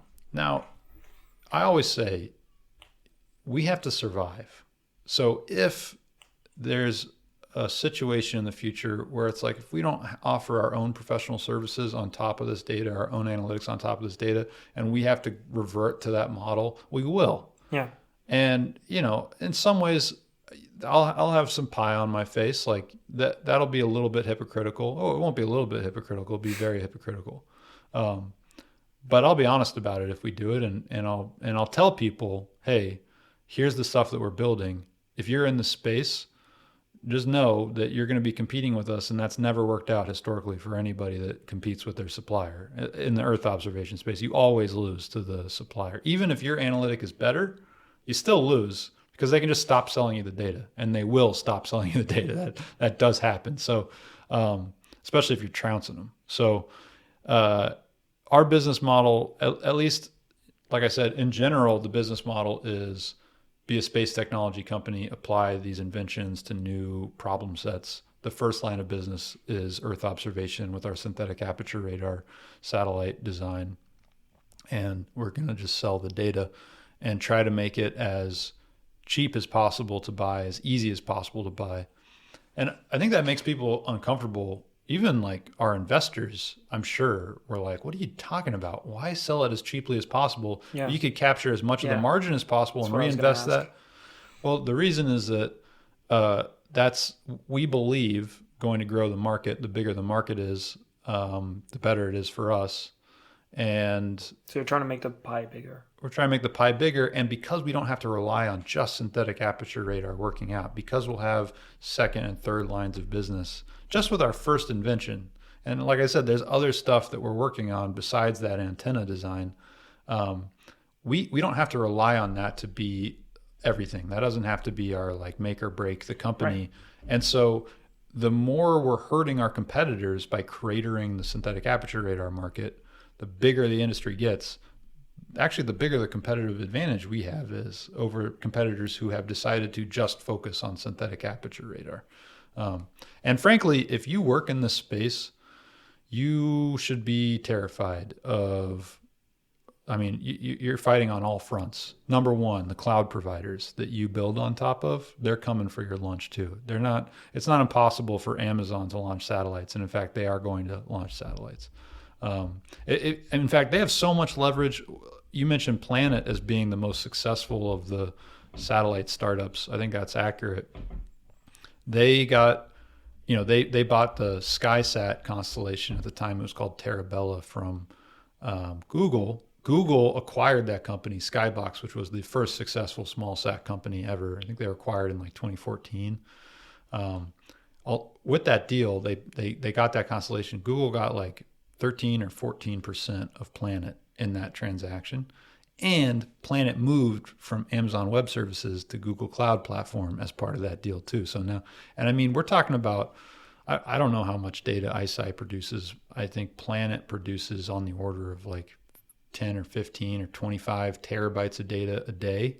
That's a dream come true for a web platform, a cloud platform, excuse me. So they're coming for our lunch because we're built on top of those services, and they have a lot of leverage in what they charge us for storage, for compute, and also they can launch their own competitive constellations. Secondly, SpaceX, the people that were talking about launching all of our satellites, is coming for our lunch. They already have Starlink taking on the communication space. Yeah.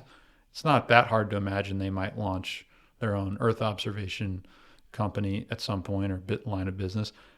people like Palantir, look at what Palantir is doing, putting money into Black Sky and putting money into all these other companies, and Peter Thiel personally putting capital into HiSpec IQ, the hyperspectral company out of DC. They're coming for your lunch too. I mean, the analytics companies.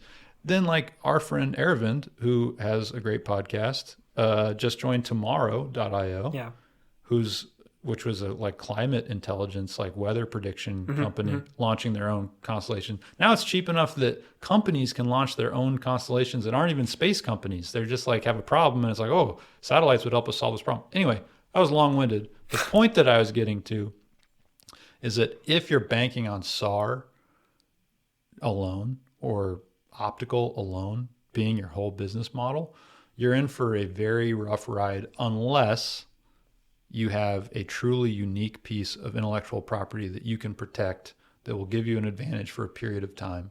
And I do think there are some companies, even in the optical space, that at least say they have intellectual property that will allow them to do higher resolution data for lower cost. And if that's true, then they will have an ability to make it work. But it's pretty tough. It's a very competitive environment, and there's so much money coming into it right now that you got to have a few tricks up your sleeve to be able to survive for the long term, in my opinion.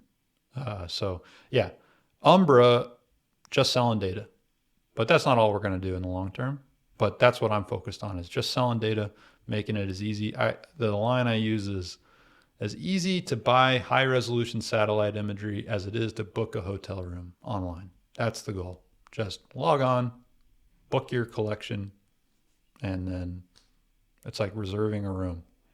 Now the trouble is, like, if there comes a day where we sell priority access to someone, which we said we won't do, then that's like reserving a hotel room. And it's like talked about the president of the United States earlier. He might not get a discount, but he might bump you out of the presidential suite when he comes to stay at that same hotel at the same time. Like, getting bumped is a really poor experience too. So we're not selling priority access. That's what a lot of companies are doing right now. They're like, I think that's something that you've talked about in the past as well, and that I've experienced as well, that the military is a huge customer. I mean, historically, Earth observation was never a civilian thing. It just so happened some guy was like, oh, we actually could do other stuff than look at air bases in another country with this thing. And so, like, a lot of the companies are also tailored because they know they can at least make up on the huge investments that they take by selling to the military at whatever cost they're gonna take it. And so it's a pretty bold stance to say you guys are not going to do that. And if it's a 3 people startup or the government, it's just like whoever comes first, that's going to get it. So I can imagine you've got quite a bit of pushback down the line. But I'm very curious. Like, I've been ever since I've heard you kind of talk about that, I've been following kind of how it looks like, hoping that it kind of works, because I'm really interested in seeing what happens on the other side. But it definitely is a bold move to try to take it like that. Yes, the question of the defense world when it comes to Earth observation is a big one. How do you build a viable business without defense as an anchor customer? Is that even a priority to do that? I think the irony is that, at least in the United States, the U.S. government wants their vendors to be solvent, sustainable commercial entities that don't rely on them to survive. It's more resilient to have a vendor that has a commercial offering that you're just buying from, like another commercial entity. They actually want that.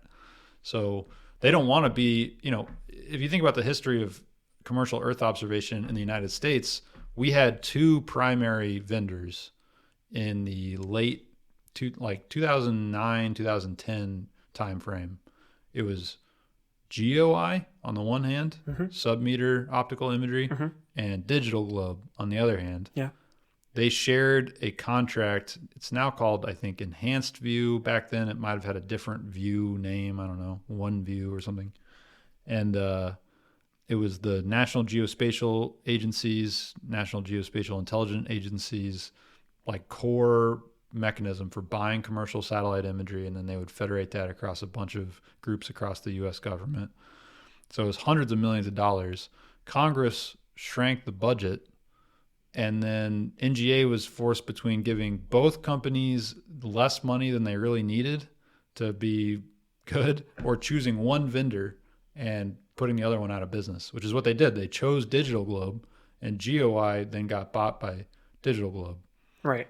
And they kind of had to get bought by Digital Globe to survive, which is funny because GOI might have acquired Digital Globe before this whole thing even went down, but that's a separate story that I don't know the details of. But regardless, nobody wanted that. The NGA didn't want that, but they were forced to make a tough decision. And I think what came out of that was a real sense that they want providers to not have to rely on their one big contract to survive, because that's a more resilient ecosystem. And by the same token, there's some protectionism, and it happens here in Europe too. I would say the European Space Agency and NATO, I don't know, I can't speak about NATO. I don't know anything about NATO, but there's probably some sense that it's very strategic to have ISI be successful. Like there's no situation in which they're going to let ISI die on the vine. There's always going to be an ESA contract to fall back on to kind of backstop them, but they want them to be a viable commercial entity without any European Space Agency contracts. Similarly, that's, the US government wants that for its companies. Everyone's aligned in what they want. The trouble is, like I said earlier in the podcast, you can't buy satellite imagery. How is somebody supposed to build a company on top of infrastructure that doesn't exist? So it's a chicken and the egg problem, where it's like, how do you have a commercially sustainable business without any DoD dollars added to it, or defense, national security dollars added to it? You have to take a swing. Like you have to take a flyer, which is what Umbra is doing, and saying, we're going to make it really easy and affordable to buy this data that's never been easy or affordable to buy. And we think that entrepreneurs are going to find ways to apply it to problems that will generate revenue that will then be paid to us and will be profitable, break even, just with our commercial clients. Right. And so that's the vision. I believe very, very deeply in it. I think you have to have patience, because when you're building new industries, even if it's obvious that it's going to happen, the time frame always takes longer than you expect it to. So this is not a get rich quick, the next year, all these companies are going to pile in. I think at some point earlier in the conversation, you had asked me who our target audience is. I think we wound up talking about the business model, like data as a service, that line of business. But the target customer, I talked with John, our marketing manager, and I was like, there's 100 companies in the world that are our target audience. Only 100. There's probably less than 100 if we're being realistic about it. And it's companies like Overstory that already have people on staff that know what Earth observation is and how to work with that data, that have a very specific niche they're focused on applying that data to solve a problem in, and that can build beautiful software around that as part of their solution. So people taking it all the way from raw data to a refined subscription product or some sort of software as a service product. That's who our target audience is, because that's what the future of every industry looks like, is just niche, beautiful, easy to use, efficient products. The reason SaaS works so well is similar to the reason that our business model will work well, which is that you build one asset, one multi-tenant asset. In the case of SaaS, one satellite or constellation of satellites. In the case of satellite imagery, and then each marginal customer, each incremental customer costs effectively $0 to service, or very close to $0 to service. So you have this one asset, and then you amortize the asset across your entire client base. It's the most efficient way possible to manage a very expensive asset like software or like a satellite. That's what just the economics are going to force efficient markets into that model. They have in every other industry. And for the industries that haven't, they tend to be big, bulky, slow, old school industries that cost a lot of money and have a lot of physical assets. Even those will get digitized over time. So there's 100 companies. Our goal is to convince those 100 companies that we are the best possible person to work with, because we'll never compete with them, because the quality of our product and our service is higher. And then after we've convinced those 100 companies, or somewhere around 50 or 75, The goal is to seed the next 900 companies so that we have 1,000 companies. And then once we are at 500 or 600 or 700 companies, the goal is to, and if you look at like the filings, the beautiful thing about all these companies going public, like Planet, so in most of the companies like Satellogic and Black Sky, they're going public via SPAC, which special purpose acquisition vehicle. It's special purpose acquisition company, I guess that's where the C comes from. There's a different set of documents you have to release. I actually like those better in terms of the information that gets released because it's the pitch deck that they gave to the bankers to get their pipe in order. It's really easy to follow. You just go through the pitch deck and it's like, but even Planet, which is, oh no, that's going public via SPAC actually. So that's probably why I know this.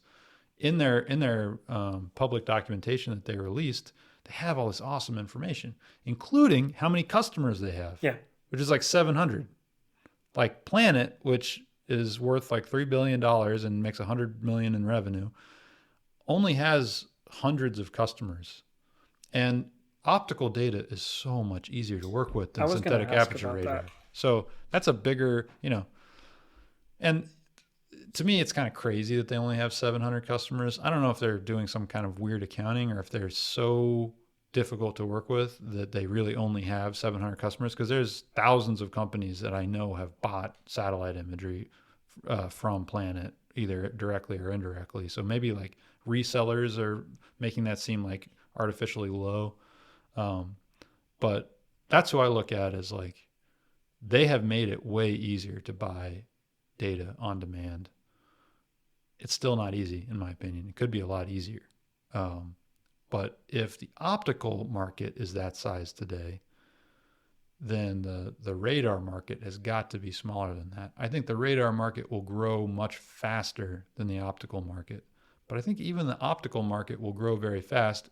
And the way that I think of the SPACs and the publicly traded companies and all that is, any individual company might be overvalued, might be undervalued. Probably most of them are overvalued. But the sector as a whole, super undervalued. It's valued at like single-digit billions of dollars. Okay. Think of the scale of the problem of climate change. How many trillions of dollars that is worth on an annual basis in terms of real economic impact. How many data sets do we have at our disposal to understand what's changing and how fast it's changing anywhere on Earth? There's like only one that I can think of, which is satellite imagery. Is the only way to look globally all the time to figure out what's happening. There are tons of sensors out in the field that you can use for very specific sites, but globally, there's really only one.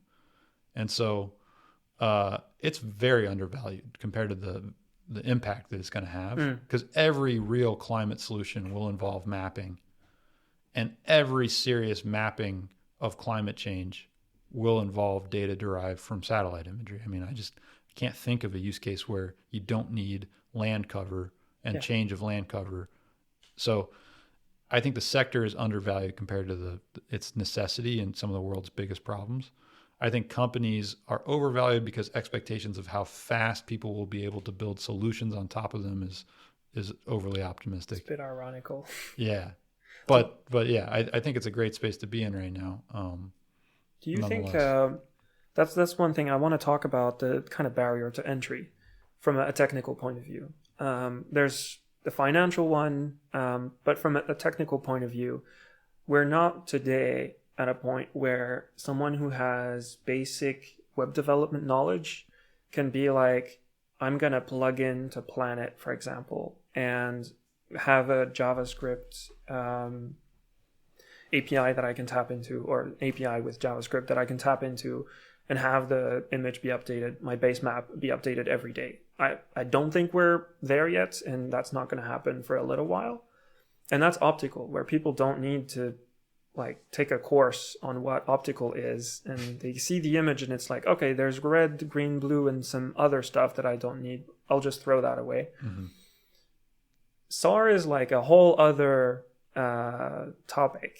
Like right now it's dedicated people. The only people who know SAR are people who've like either done a PhD or worked in a company pretty much like that. How do you see that's being solved as well? There's a lot of talk about things like analysis-ready data and things like that. How do you think the technical barrier to entry gets lowered to get to a point where people that might not be in those 100 companies that you were talking can start using and leveraging the data that a company like Umbra is producing? So I'm very glad that you asked that question, because a lot of people aren't asking that question. They assume that making it easier to work with this data is important, and it's really not. And that might sound strange coming from me, because I've been talking about how making it easier is like the whole point. This is not a consumer product. This is not we're not a bakery making baguettes, and everybody likes baguettes. And yeah, there's some gluten-free people who can't have the baguettes, but most people can. This is not that. This is an extremely niche product that only a small number of people will ever use, ever in the history of humanity, like directly using SAR data, and really optical data as well. But it doesn't need to be easy to use for everybody, in my opinion. And the reason for that is that it's not useful on its own. It's not a valuable product on its own. SAR data and optical data is not very valuable on its own. It should be cheap and easy to get. It'd be like buying sugar. The analogy I use is salt. It's like buying salt. So the recipe should be very complicated. A lot of the greatest recipes aren't that complicated, but they're 3 or 4 ingredients. And salt is the finishing touch. It's the thing that brings the whole dish together. It's what makes it taste delicious. But it is not the core ingredient. And SAR data is going to be like that. So, in my opinion, you only need a few thousand companies to fully utilize the potential of SAR data. And those companies can become enormous companies in their own right. I'm sure, does Overstory have investors? Yeah. Okay, so there's people that put venture capital into Overstory. They expect Overstory to grow really fast and be really big. If you're growing really fast and you're getting really big, it's because you're generating a lot of value. Generating a lot of value typically means that value is spread over a certain number of customers, probably a large industry that you're going after. That large industry might only have one group that ever figures out how to integrate SAR data really effectively into that product. And maybe, ideally, SAR data is the thing that allows you to differentiate from all the other copycats who are trying to do it. You do it better. That means that one of our customers, in this case, Imagery, because Overstory doesn't buy SAR data from us yet. That's why we're having this conversation, man. I'm just trying to sell you on Umbra. This is the whole point of me showing up here. But I do believe that there will be a small number of companies in all of these different sectors, from forestry to logistics to you name it, where they're going to figure out how to release all this untapped potential in real-time synthetic aperture radar data. And when they do, they're going to start to dominate their niche, become the go-to people in their niche, because they've got the most relevant data at the right time, at the right price, and the best user experience. Right. Their customers aren't going to know what synthetic aperture radar is, and they shouldn't. I see. And therefore, it's not that important. Like, to me, analysis-ready data is not a very important initiative, in my opinion. And I think I'm a huge outlier in our space because that's a good point. But I think the problem is we tend to hear, at least I feel like I tend to have heard more from the people building those things, from the developers, from the maintainers and things like that. And I say we because I put myself in that bucket, have a very inner-looking view of our whole industry. So it's very refreshing, and I actually love that you're telling me like that's just the wrong question to ask in a way, to hear that, because to me it feels like, wait, whoa, maybe we should ask that question a bit more often. Why hasn't someone been like, hey, why are we even building this in the first place? Like, there's definitely room to build that, but I think you're right, it's being kind of oversold, maybe a little bit too much in the technical realm of people building those stuff. So I like that. It's not the thing that kind of from the outside perspective we should be focusing on. I don't know if I agree with that, but I like it. Yeah, you don't have to agree with it. And I would also split the technical problems into 2 categories.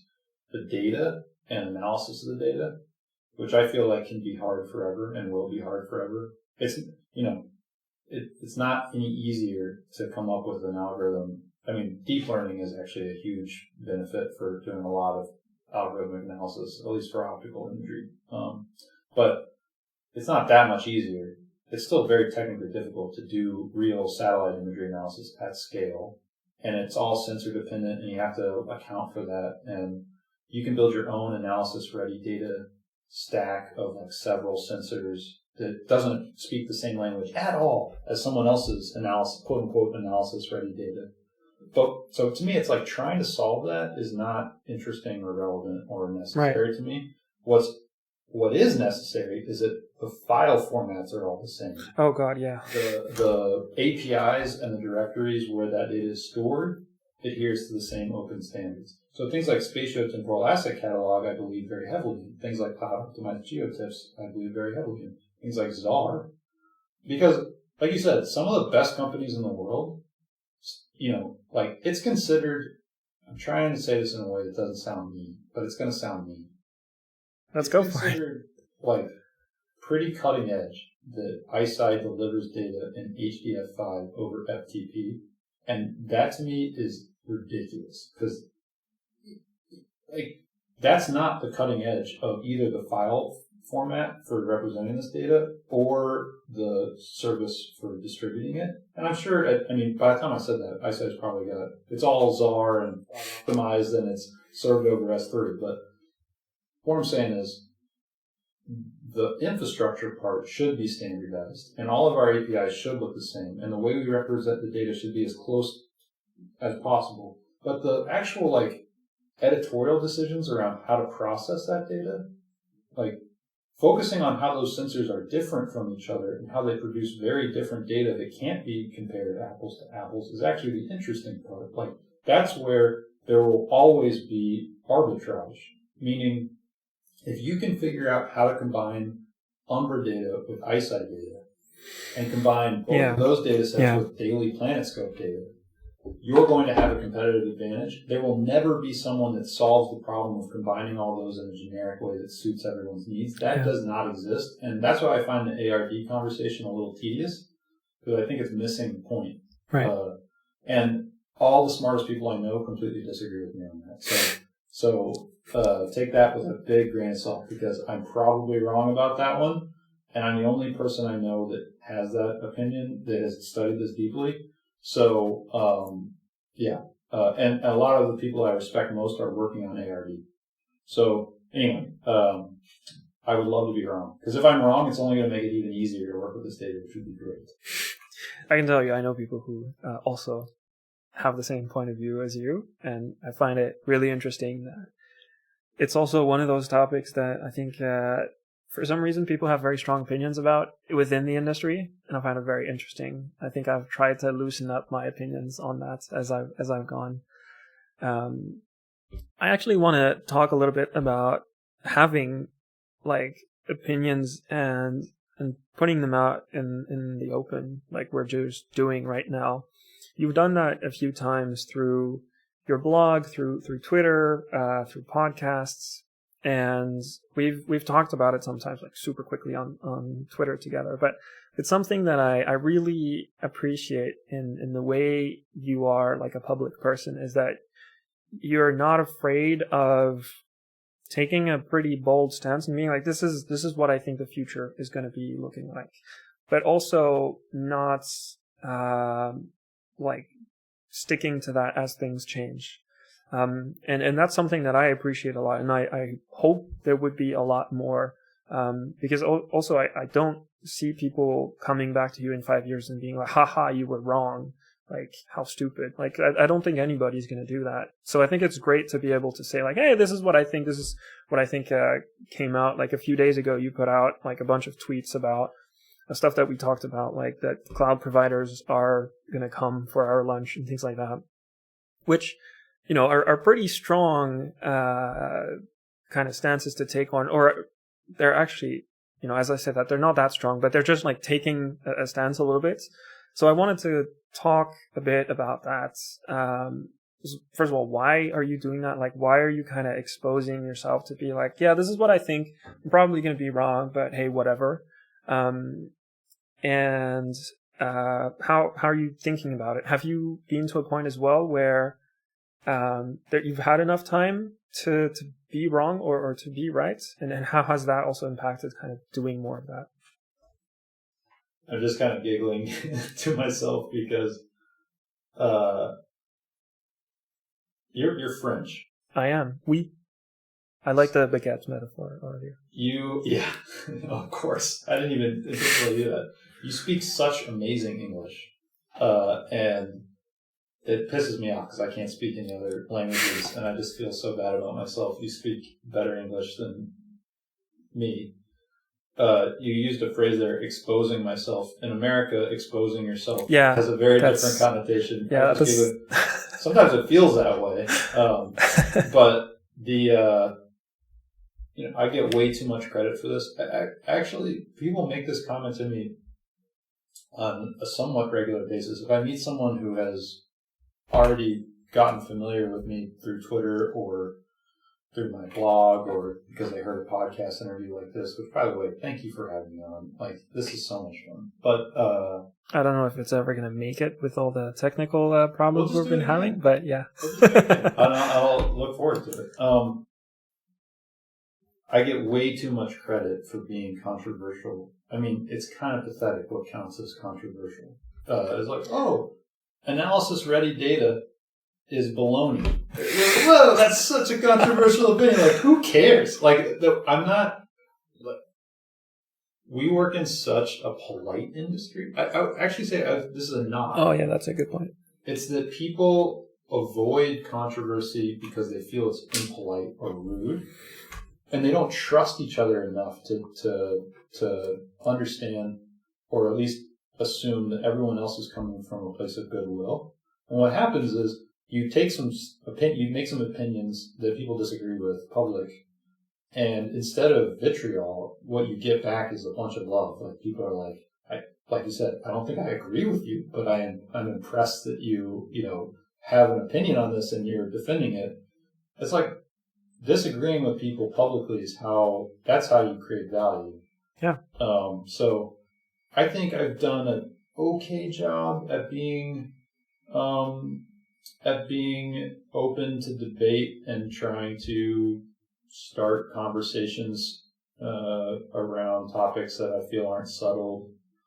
But really, I don't deserve much credit for being controversial. I don't intend to be controversial. That's another thing. Like, that is a great way to get more followers and stuff, is to just say heinous stuff that gets people talking. But that's the thing. I don't think it is that. That's why I don't even see those as being controversial. I just think it's not even like some of the tech guru that you see on Twitter where people this is what you should do if you want to start a business. Like that, it's not that. Because that's Thank God. That's something else. Like, that's an entirely new level. It's more about it's predictions about what's going to happen. I don't necessarily see them as controversial at all. Like, half the time I agree, the other half I don't. But just actually saying I think this is what's going to happen. Like, the kind of thing that everybody says at the office. Yeah. And oh yeah, this is going to happen. This company, yeah, they're going to be dead in 3 years or whatever. And somehow nobody says that in public, where we can come and be like, oh, I don't agree with that, and for X, Y, and Z. That's more the thing that I think you're doing. At least that's how I perceive it. Not as oh, Joe's this so controversial guy. That's a good point. Yeah, and the making the predictions is not, with all things there is ego. And when you write online, you do podcast interviews, a little piece of we're not trying to save the world here. I'm not doing this as an act of public service. This is not some holy mission that I'm on. There's a little bit of in the sound of your own voice that I have to grapple with too. Sometimes I think I get tired of myself sometimes where I'm I didn't really, but the reason I make the predictions isn't to look smart in front of other people. The reason is that I don't remember what I thought was going to happen 3 years ago. Like, I don't even That's a know great if point. any of this was on my radar. So that's why I started writing, actually, was to get some stuff off my chest that I talked about in private and to get it out in public. That's why I started. But why I kept writing was like, this is actually a great kind of semi-closed system where I can write down my predictions and then I can look back, I can reread my stuff and be like, and often what I've found, because I've been doing this for a couple of years now, it's just enough time to be able to go back and listen to a podcast or go back and, which those are the hardest to re-listen to, or watch a conference panel or read a blog post. And a lot of times, this is sad. Dementia runs in my family, so I'm just going to put that out there. I will think that I've thought of a new idea that I'm excited about, and I will discover that I've already written about it or talked about it. Maybe not in exactly the articulation that I have now, but I'm like a hamster on a wheel, just spinning the same thing over and over again.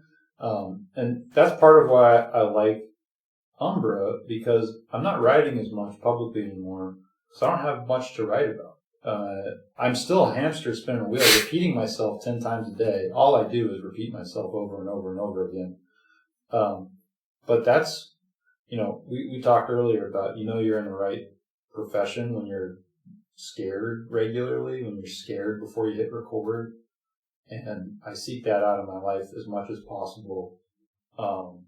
And the other thing, and their intention with each other, is that you're actually getting work done when you find yourself repeating yourself over and over and over again. Because all the really hard stuff, it's like you were saying, Elon in 2016 talking about Starship.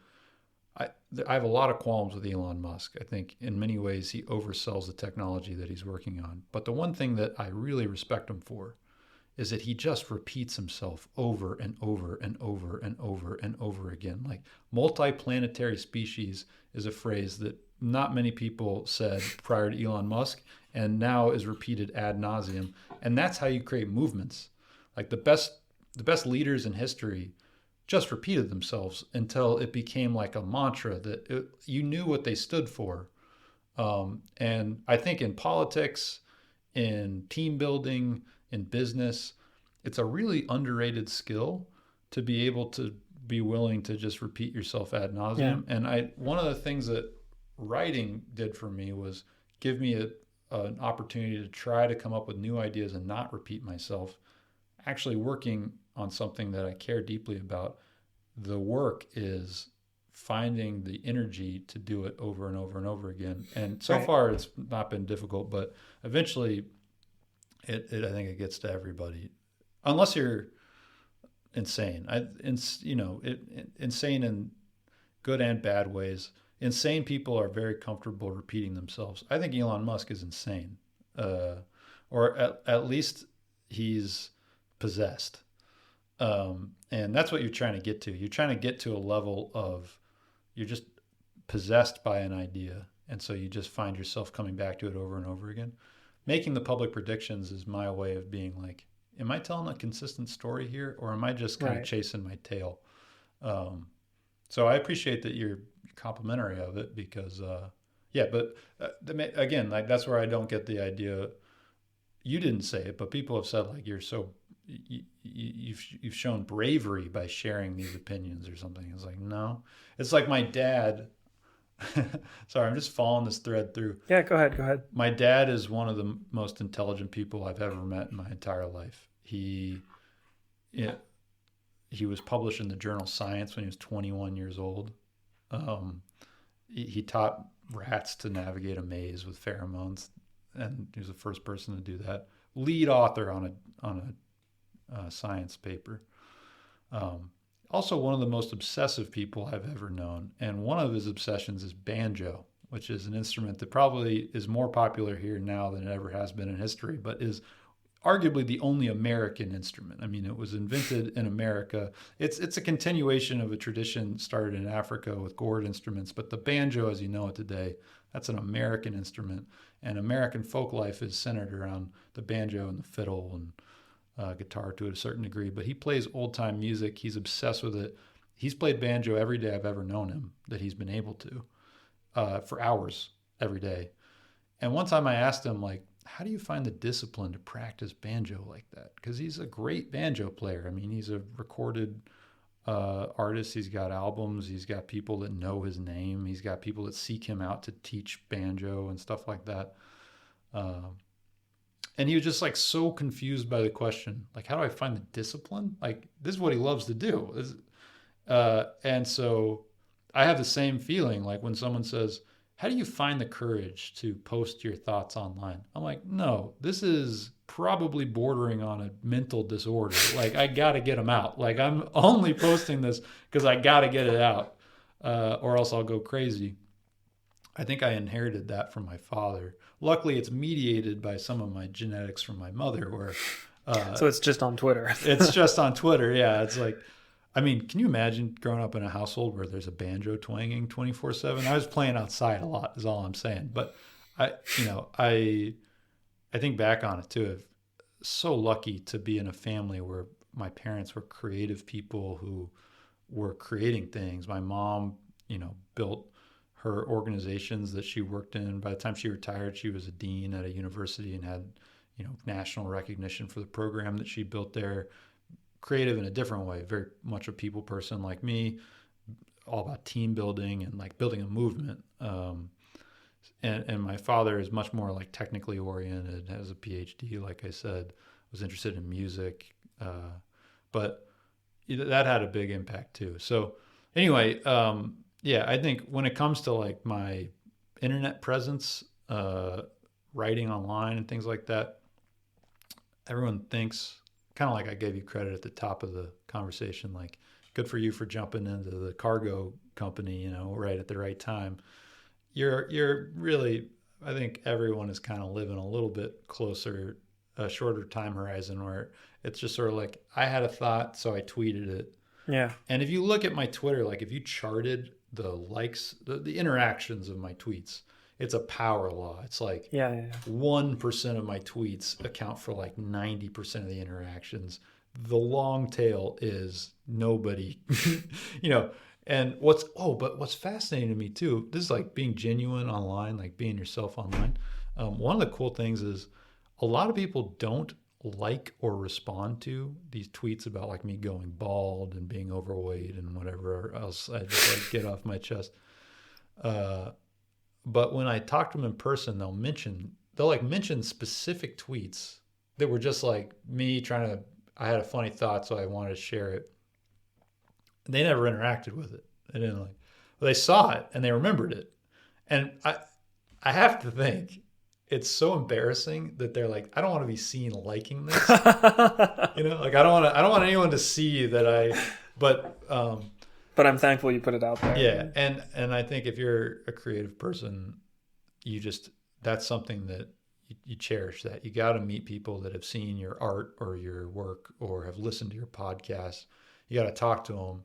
It's one of the tragedies of this pandemic is that it's been harder to do that, but you have to do it because this is going to happen for you too. You're going to meet people who are like, I love your podcast.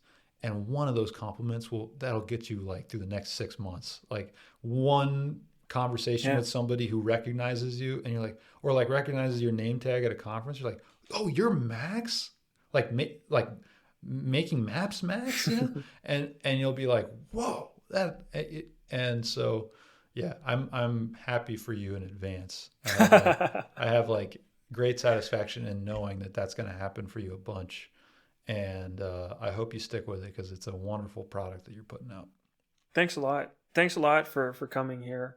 I think it's a nice time to round it off. As you probably know, then, I like to close it with the same question as well.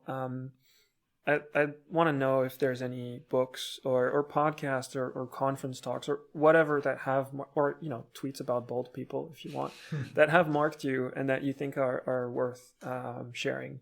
I've actually, just to go a little bit longer here, I've recently realized that things like books and podcasts get recommended a lot through word of mouth. And so I'm actually happy I've started doing that question. So I'm going to probably keep on doing that. And I've been looking forward to kind of knowing, like trying to guess sometimes what certain people are going to say, and each time I get it wrong.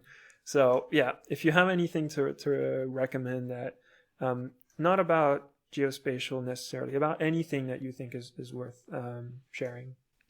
Yeah, I'm not. So my wife reads about a book every other day, probably on average. She's just a voracious reader. Also much smarter than me, which that's probably correlated.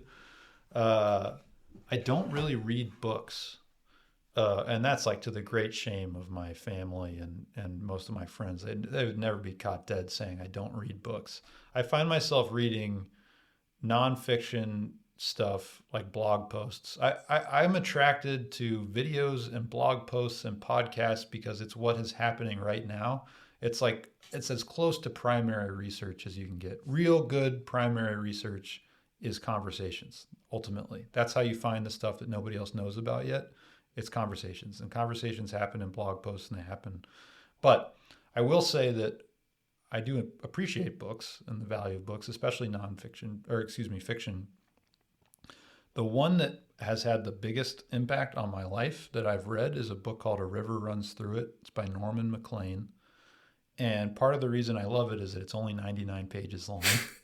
It's a novella. But Norman is an amazing person. He grew up in Montana. I think it was Montana, either Montana or Wyoming, kind of out in the wild. He made it to, I think, Columbia University in New York. So he went to an Ivy League school. This is like 1910, 1920. Okay. Wound up becoming a professor at the University of Chicago. I think he like taught creative writing or something like that. Certainly he was in the English department.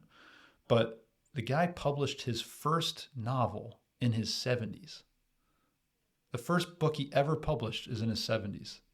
And it's so short. And it is so beautiful. It's like a 99-page poem. It's like the most beautiful prose I've ever read. It doesn't use any big words. It doesn't use any fancy sentence construction. There's no like 12-page, it's not like Ulysses. You're not having to like force yourself to read it. It's not a book written for literature junkies. It's a book written about his life and his brother. And it's a fictional book, but it's based on very, very real events in his life. And that just comes through like it. You can tell that like all the rich detail of the setting, a lot of it is about fly fishing. Have you ever been fly fishing? No, I didn't even know that was a thing. Fly fishing, okay, so normal fishing, like bait fishing, you hook the worm to the line and you toss it and it goes in the water and a fish swims by and bites the worm and it's totally inelegant. It's gross. Fly fishing, so, on the other hand, is beautiful. It's religious. It's like meditative. It is a long bamboo rod, very lightweight rod, very long rod, a very long line as well. And then what you do is you look at the season. Like right now it's spring, and that means that there are little eggs that are larvae that haven't yet hatched that will be black flies, and those black fly larvae are floating on the surface of the river, and the trout see those larvae on the surface of the river and they bite at them. But that's only for a few weeks in spring. Other times it's bugs that are coming and landing on the water and flying away. So you look, you sit there and you watch what is happening. Like what are the insects that are alive right now and active? And then you pick a fly, and these things are often made by hand. They're hand woven to look like a larvae floating on the water, or a bug that just, a horsefly that landed for a second and then flew away, or a grasshopper, or whatever it's supposed to look like.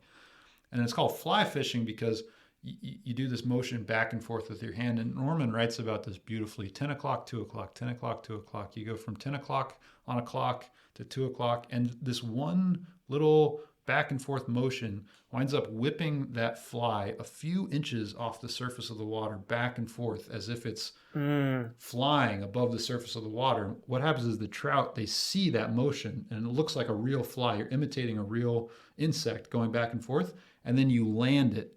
You don't slap it, you land it. Like it's an incredibly difficult thing to do. And right when you land it, if you've caught the attention of the right fish, it'll jump. And it's not like hooking it like underwater, you can't see it. You see it hit the line and you feel it in this super lightweight bamboo rod. and then you reel it in by hand. It's not like a reel. Like Right, you right, pull right, the line right. in by hand. And you got to do that really carefully, and you got to set it and everything. So it's a very, when you catch a fish fly fishing, you earned it. And it is an incredible experience to pull. And these trout in these streams in Wyoming and Montana are gorgeous creatures. They're like silky smooth. They have oftentimes like colorful markings on them. Brown trout have like these beautiful spots on them. Rainbow trout are called rainbow trout because they have a rainbow pattern on them. Anyway, I love that. And Norman writes in A River Runs Through It about the culture of fly fishing. He writes about, the pain of losing a very special person in his life. Right. All that comes out very clearly. And he, I say it's a 99-page poem because you rip through the whole thing and you want to reread it again. Like as soon as you're done, you want to go back to the beginning and just start from the very beginning.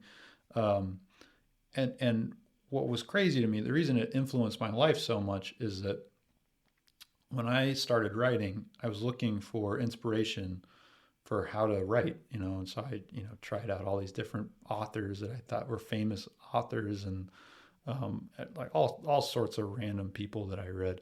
And I wound up coming back. I had read him in high school.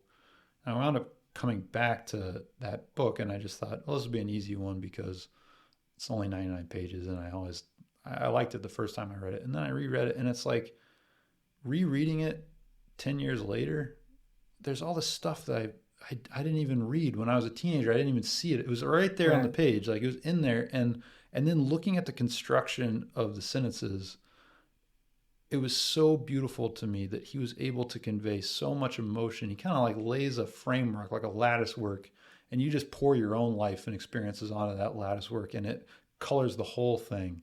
It's beautiful. So in my writing, I try to emulate that.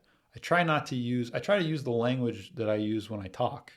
And people have complimented me on having a specific voice when I write. It's just me. Like I might as well be dictating it. I mean, it's better written than I would say it, but that comes straight from Norman Maclean. And I also just find it beautiful that, this guy's in his 70s and he writes one of the most important books in American literature, and it's so short. I mean, got all kinds of awards and acclaim when it came out. It's not like it was no one noticed it or anything. And they adapted it into a movie. I think it won an Oscar. Everybody knows the movie. But the book is really gorgeous. So anyway, yeah, that type of thing I love. When I find, and I don't typically love single works. Like I don't tend to love a song. I love an artist. I love an album. Got any albums you like? Oh yeah, tons of albums. You're a guitarist. Trying to think of a recommendation for a guitar player that you might like. Who am I listening to right now? I know one. There's a band called Lawrence. Okay. They're based out of New York. It's a brother and sister. And he writes the most complicated, like jazz school chord progressions. I mean, they'll have three key changes in a single song. Okay. And it's all these crazy passing chords and diminished chords and cool, crazy, complicated things. And you listen to it, it's like pop. It's like pop music. Yeah. And so he composes on a keyboard, but when you transcribe them on a guitar, it's a really fun exercise to take a Lawrence song. It's got a really tight feel, real like, they're mostly written in 4/4, just kind of backbeat, easy stuff, like stuff you can kind of groove to. It's like funky kind of sound. And then the chords over top of it are just incredibly complex. And so transcribing them to the guitar and finding voicings that you can actually get your fingers around there. Right. You usually have to do like shell chords and stuff because you can't get all the nuance into your fingers, and finding like voicings that are close to each other so you can sort of ergonomically move between them. Highly recommend it. Very fun thing to do as a guitar player. Just look at a chart of a Lawrence song. Okay. And then try to play along to it and play like way up the neck where you can get all these cool little voicings in. So yeah, they just came out with a new album. What's it called? Something about hotel rooms or something like that. In My Hotel or something like that. Well, this will be the first music album that makes it into the show notes. Yeah, it's great. And when they come to Europe, which I'm sure they will, you got to go see them if they come through Amsterdam or something. I'm sure it's an incredible live show. So That sounds great. I wanna finish on one thing. It's been really interesting hearing you talk, like for the last portion there about language and music, and mentioning earlier that you only speak English. If you ever are bored in your life, I think you'd love learning another language that's far from English. And I think French would be one that you might enjoy a lot, because of how you can convey things in such a very different manner.